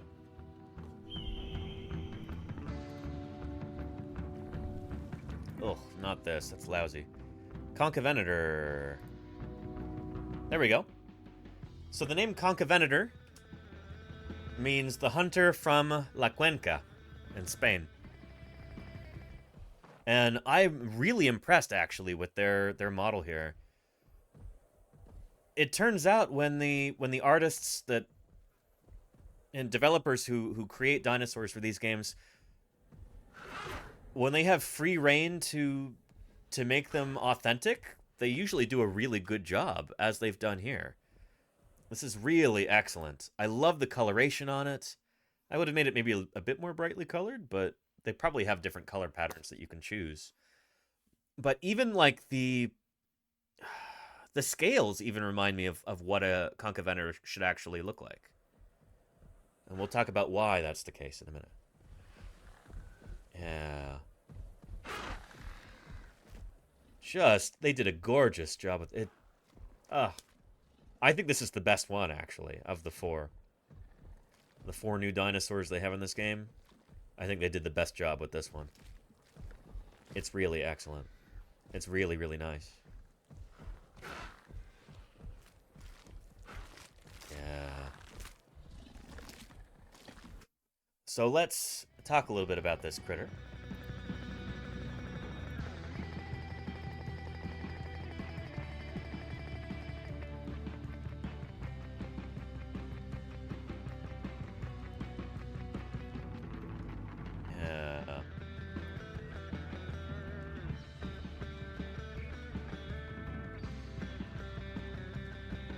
So, we've got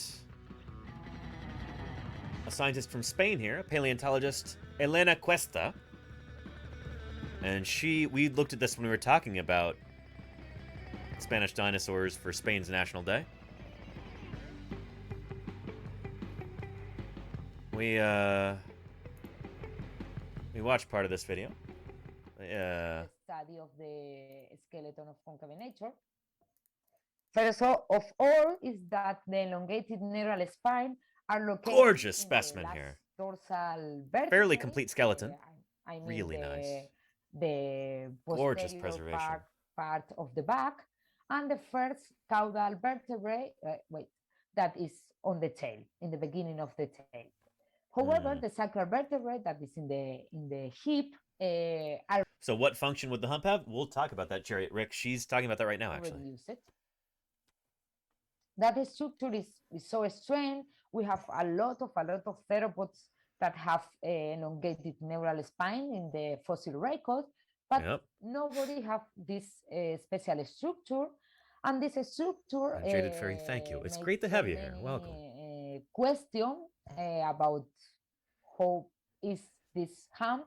The first one, of course, is the hump is in that way. I mean, did it have that indentation? The place where you have elongated neural spine, of if the hump is in other way, that is all together in a single hump. Well, the second question that we can make about the hump of concavenator, if it's a really hump or it's a sail like other theropod dinosaurs. Tradoon. And Astrophi TV, thank you for the follow. Welcome, welcome. In Spinosaurus, well, and there you go, Steely Dan. Don't trust so much about this of course of Spinosaurus, because the Spinosaurus is changing every time, every day. So probably that's also a chimera. They're not all Spinosaurus. The hypothesis about Spinosaurus, but I was the image that I have, so I use this reconstruction. But well. Oh, and that's Astrophil. Sorry, that's an L, not an I. Astrophil TV, thank you for the follow. Thank you, thank you. In 2014, the author of a paper. Did you bring Astrophil here, Birds of Dead on? Probably Spinosaurus had what do you do, Astro? On the back, and this is due to because the spine are so similar to one in some chameleons, because the insertion of the muscle. The other that is not completely independent of the other, and it's most speculative of course, is that these hounds could be similar to those of some mammals, no, like camels. Finally, the third. So yeah. I think the idea that maybe she doesn't actually advocate for one or the other. For either the indentation shape or for the one hump shape. I don't know. I'll give you a link so that you can watch this on your own if you would like to. But anyway, let's get to the quill things on the arms.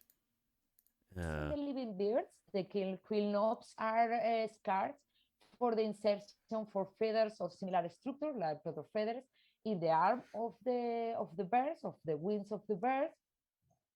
And this was the first hypothesis for these bands in concavenator, because also we can see these bands in other theropods, that Velociraptor, for example.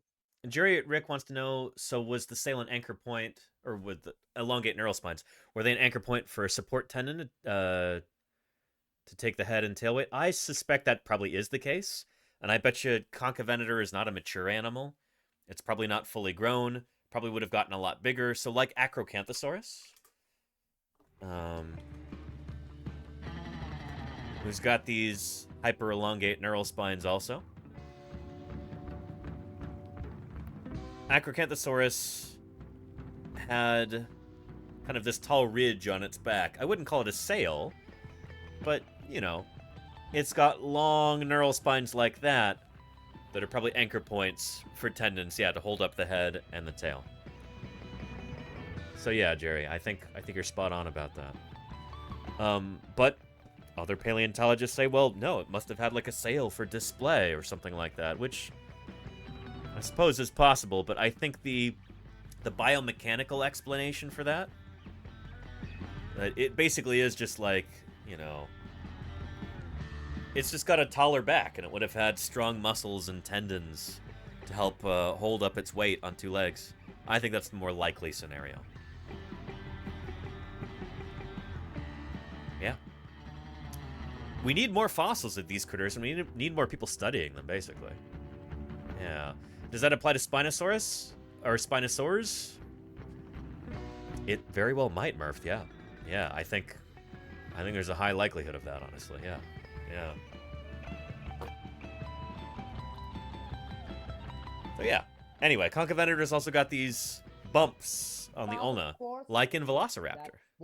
Sort of. Hypothesis, you have alternative hypotheses as well. Yeah. the study of the band, zoological studies and study when you cut the band in a world in the Fallen Kingdom. Oh, it was in Jurassic. Of course, just like a diorama, but work. Nothing. It's better than nothing.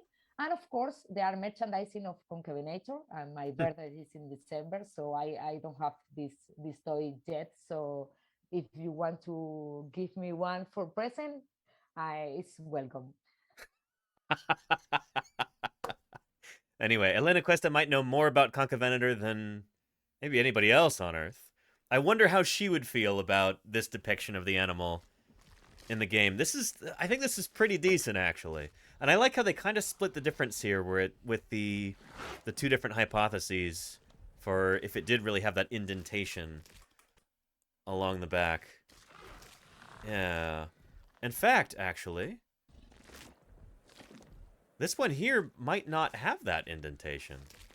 Maybe they have like different morphs that you can have in the game or something. That's interesting. But it's got those kind of, quilly things along its ulna right there, and then some more along the sagittal plane along the neck. That's cool. This is really nice. And holy cow, did you see that there? Shoot. Look at these big scales on its underside. Almost like on a crocodile or something like that. That might seem a little far-fetched until you realize that the skin impressions on this animal actually show a similar pattern. They did a really, really good job with this model. Like, I'm thoroughly impressed with this. More of this kind of thing, please, in video games. This is really neat. Whoever did these for whatever development company this is, they give those people a raise, It's excellent stuff. It's excellent stuff. And, Joshua Knupe actually tweeted about this a while ago. I happened to catch this on Twitter when it happened. This person says, "Oh, yo, the new Concavenator has snake scutes?" And Joshua, who actually streams here on Twitch under the name PaleoStream, he says that's what they have under their tail, and he is right. Just beautiful preservation on this specimen. These big wide scutes on the underside of the tail. Really excellent. Really excellent. That's so cool that they actually put that into the game. Like, Paleo salute to them. That's excellent stuff. Excellent stuff. Really good.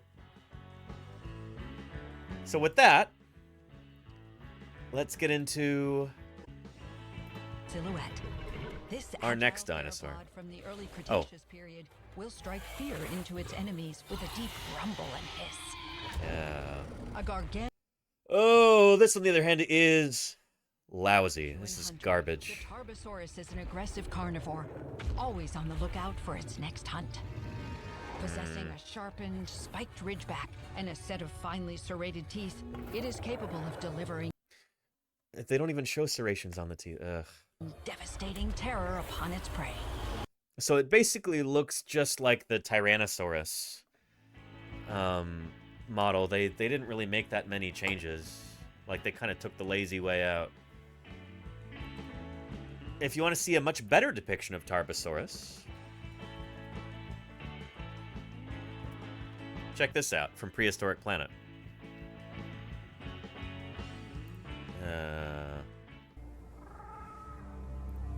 Huge stands of poplar trees mark its arrival with a flush of nutritious leaves. So this is from Prehistoric Planet. Season 2 just came out earlier this year. Hungry animals. Tarbosaurus is related to Tyrannosaurus. That's from Mongolia and from China. Long-necked nemectosaurs are joined by Mongolian titanosaurs.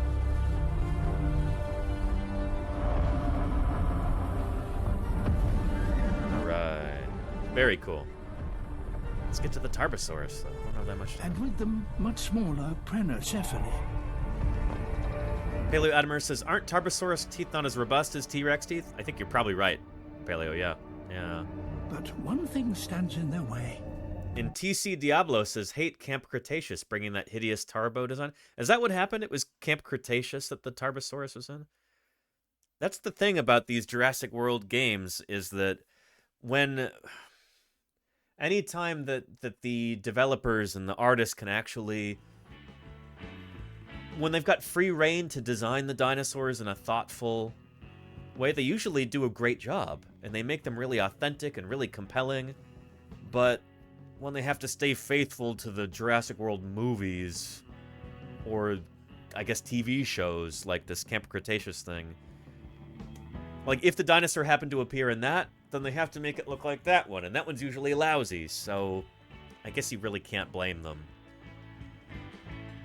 I wish they would just go wild and like do a decent one instead, but I'm sure their bosses tell them they can't do that. Petrodactylus says, from what I hear, yeah. He was in a special interactive episode of Camp Cretaceous. Really? Huh. That's unfortunate. Anyway, because they could have made him something like this. Tarbosaurus. This immense plateau. Oh. But who's hiding in that plateau? And the only way to reach the forest is through this maze of canyons. Tradoon.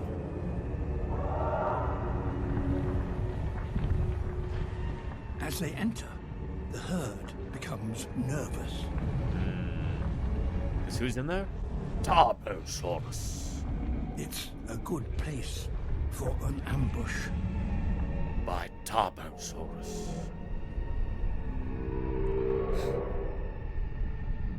Or Tradoon, Bahasmancer. Or Velociraptor. Are waiting. Closed captions. Oh, boy. Yeah. Anyway.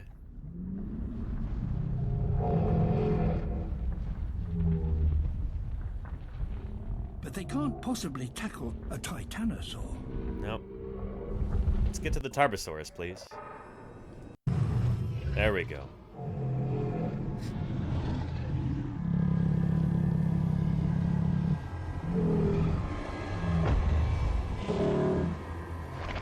Yeah.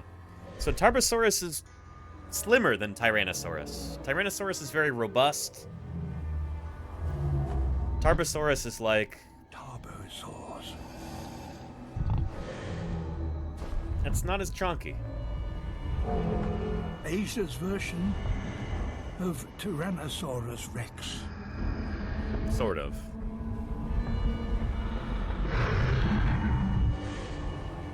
As the predators approach, panic spreads. Golganek. Maybe Golganek. I don't know. I don't think it'd be in the trailer, though. Golganek. Oh, oh boy.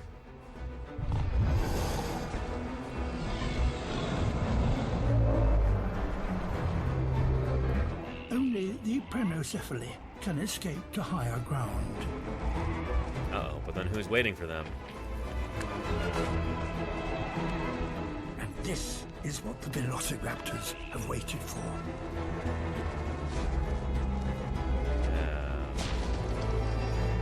Anyway. Back to Oh. Oh, okay. Anyway, you saw the Tarbosaurus earlier.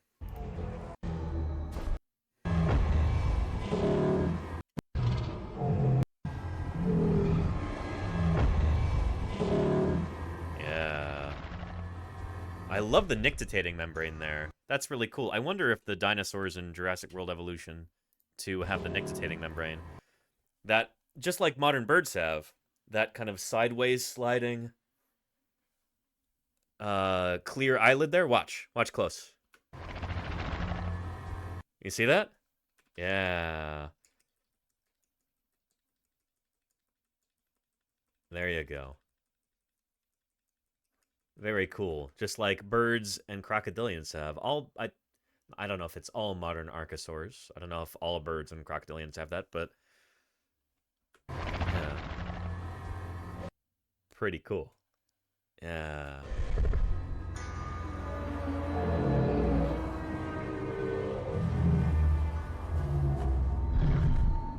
Tarbosaurus.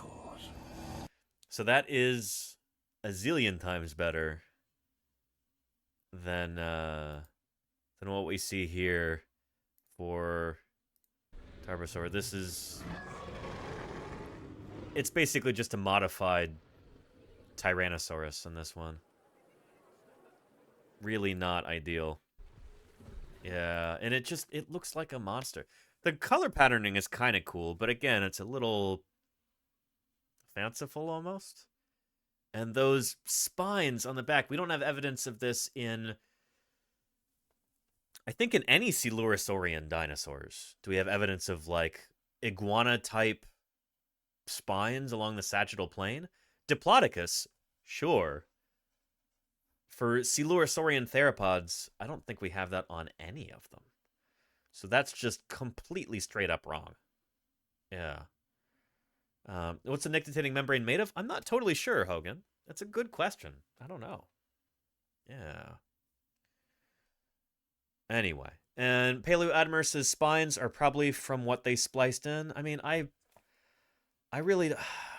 I'm deeply frustrated anytime anybody tries to, like, hand wave away, you know, inaccuracies or, like, just outright mistakes or goofs or stuff like that in Jurassic Park or Jurassic World by just going like, oh, well, that's just because they spliced it in, you know?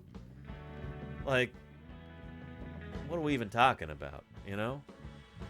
If you could just hand wave any of this stuff away, then, like...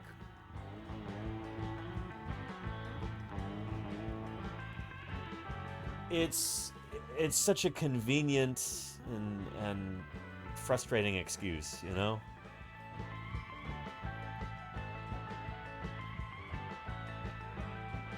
Yeah. As a paleontologist, what I'm concerned about is, like, how well are they portraying these animals? And how much more work are they creating for me? Because people might have all these misconceptions about certain dinosaurs because, you know, they're not portrayed in a way that's faithful to the actual science. And the thing is, they're shooting themselves in the foot by doing stuff like this because this animal would be so much cooler if they made it more authentic. Like, their Utahraptor is 1,000,000 times cooler than their Tarbosaurus because it's actually based on real science. Likewise for the Concavenator here. So much cooler because it's more authentic. That's what makes dinosaurs interesting. Is their authenticity. That's why dinosaurs are appealing in the first place. And if you just kind of throw that away by going like, oh, well, they threw in, I don't know, nematode DNA to make them have spikes or give them laser eyes or have them be able to skateboard up waterfalls or whatever. Like, okay, great. You know? What are we even talking about then? I don't know. I find that frustrating. Yeah, or Rule of Cool by the designers. There you go, Paleoadmer. Yeah, it's frustrating, you know? Yeah. As Deadpool would say, that's just lazy writing. Sure, HD. Yeah. Might as well just be dragons at that point. I'm kind of inclined to agree, Baja Smancer. And that does feel like what they achieved here.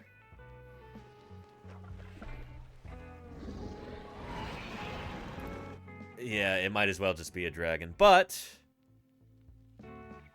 we've got this critter here, which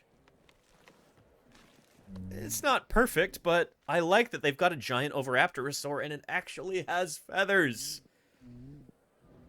Like, that's neat. I would have... Oh, the beak is not my favorite. But I'm just happy they chose Gigantoraptor to put in here. It's such a neat critter. Oh, man. Yeah, I'm not a big fan of how the beak looks. It's a little bit too drab. Like, they could have done something far more interesting with it. But, overall, I'm you know, this is cool. And the thing is, we're going to find more and more giant oviraptorosaurs like this. We've got giant oviraptorosaur eggs from places like China and from places like Utah. During, like, the Middle Cretaceous, these guys were in Asia, and they were in North America, too. We haven't yet found body fossils of them, but we know that they were here. And so keep an eye out for news about gigantic oviraptorosaurs from the Middle Cretaceous in places like Utah and Idaho. Really, really cool.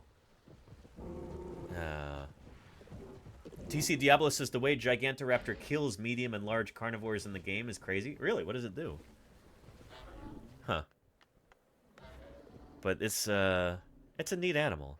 Gigantoraptor. Yeah. Here, let's look up some images. Hopefully not all of them are from... Yeah, there we go. This is a huge animal. Like, a really, really enormous critter. It was probably mostly a plant eater. But, I don't know, maybe these guys ate whatever they wanted. I mean, who's gonna tell... that's not great. That looks kind of stupid. But this one... Ooh. I like that. Yeah. Here's another cassowary-inspired Gigantoraptor here.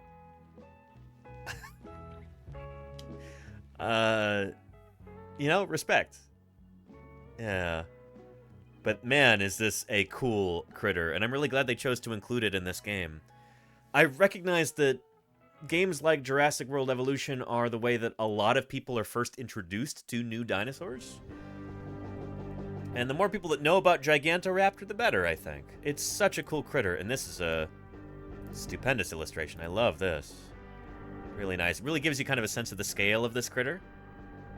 Like, this is an Oviraptorosaur as tall as a giraffe. Taller than T-Rex. It is huge, Claire Burr. They're gigantic. Gigantic animals.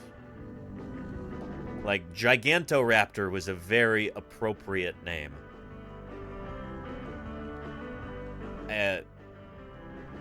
Yeah. Truly impressive. I mean, that's not the best reconstruction. But it gives you a sense of the scale of this critter. They were big. Yeah. In fact, they really could have made this animal a lot scarier if they wanted to. That's clearly not what they were going with here. But man, could they have made it just creepier looking. If they really wanted to.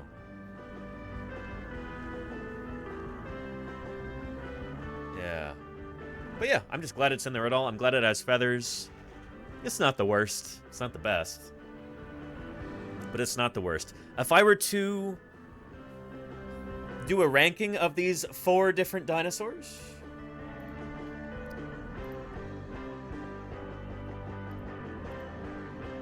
in Jurassic World Evolution 2, Theropod Boogaloo, I think it would have to be Concavenator, number 1. Utahraptor here, number 2. Then Gigantoraptor here. And then...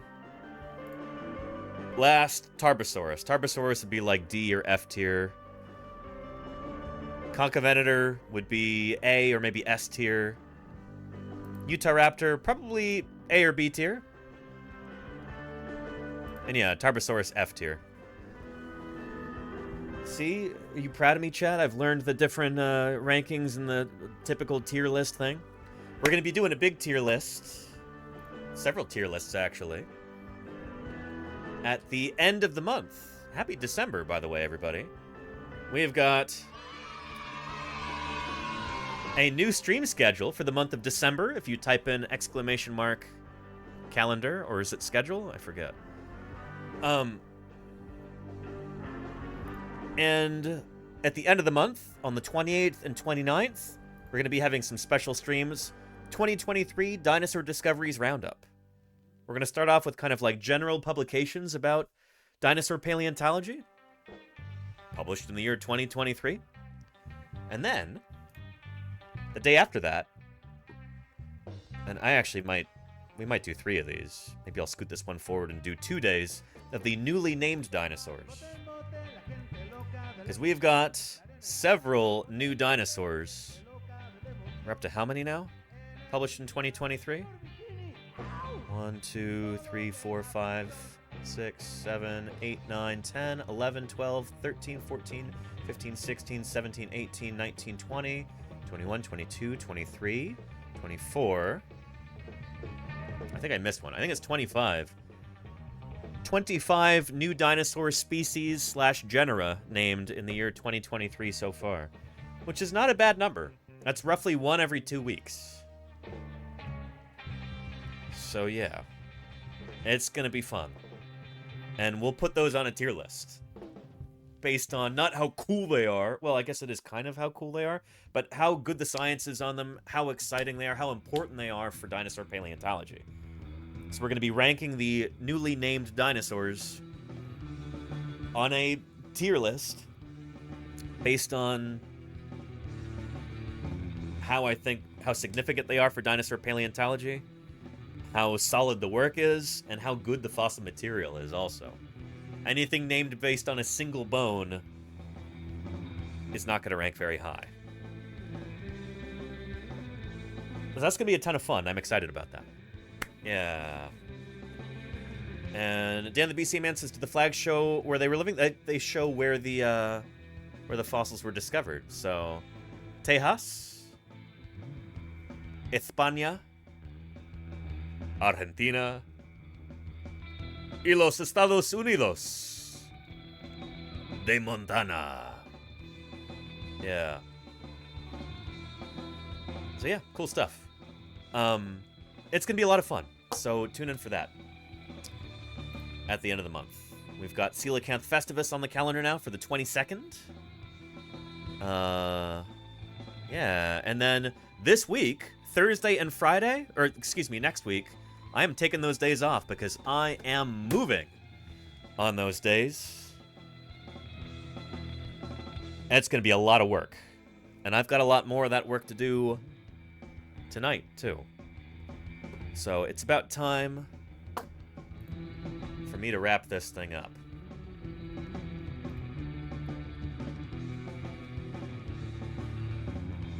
So without further ado, let us begin our wrap-up procedure here. Don't go away just yet. We're gonna raid into somebody else doing some science or something cool. Who else is on right now? Let's see here.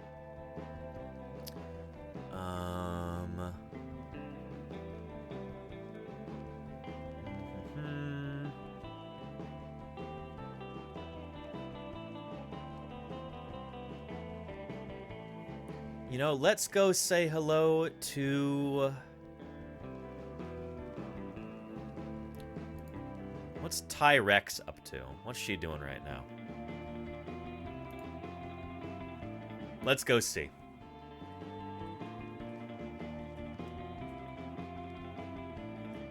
Yeah. She's got a Santa Claus outfit on. That's gonna be fun. It's December 1st. She's ahead of the game. Anyway, she likes dinosaurs a lot. I think she'll be thrilled to have a raid from us. Anyway, thank you, everybody. All these names showing up in the credits. Thank you for your support of this channel. Thank you for your cheers. Thank you for your moderators. Thank you for the follows and the raids. The gifted subs and the first-time subscribers and the... everybody. Thank you. Thank you. So excited to be on track for the Partner Plus push. I think we're going to get it, chat. I hope you all have a wonderful weekend. I'm going to get a bunch of work done to try and make my move a little bit smoother. But everybody, you take care of yourselves. Let's go say hello to Tyrex there. All right. Take care, everybody.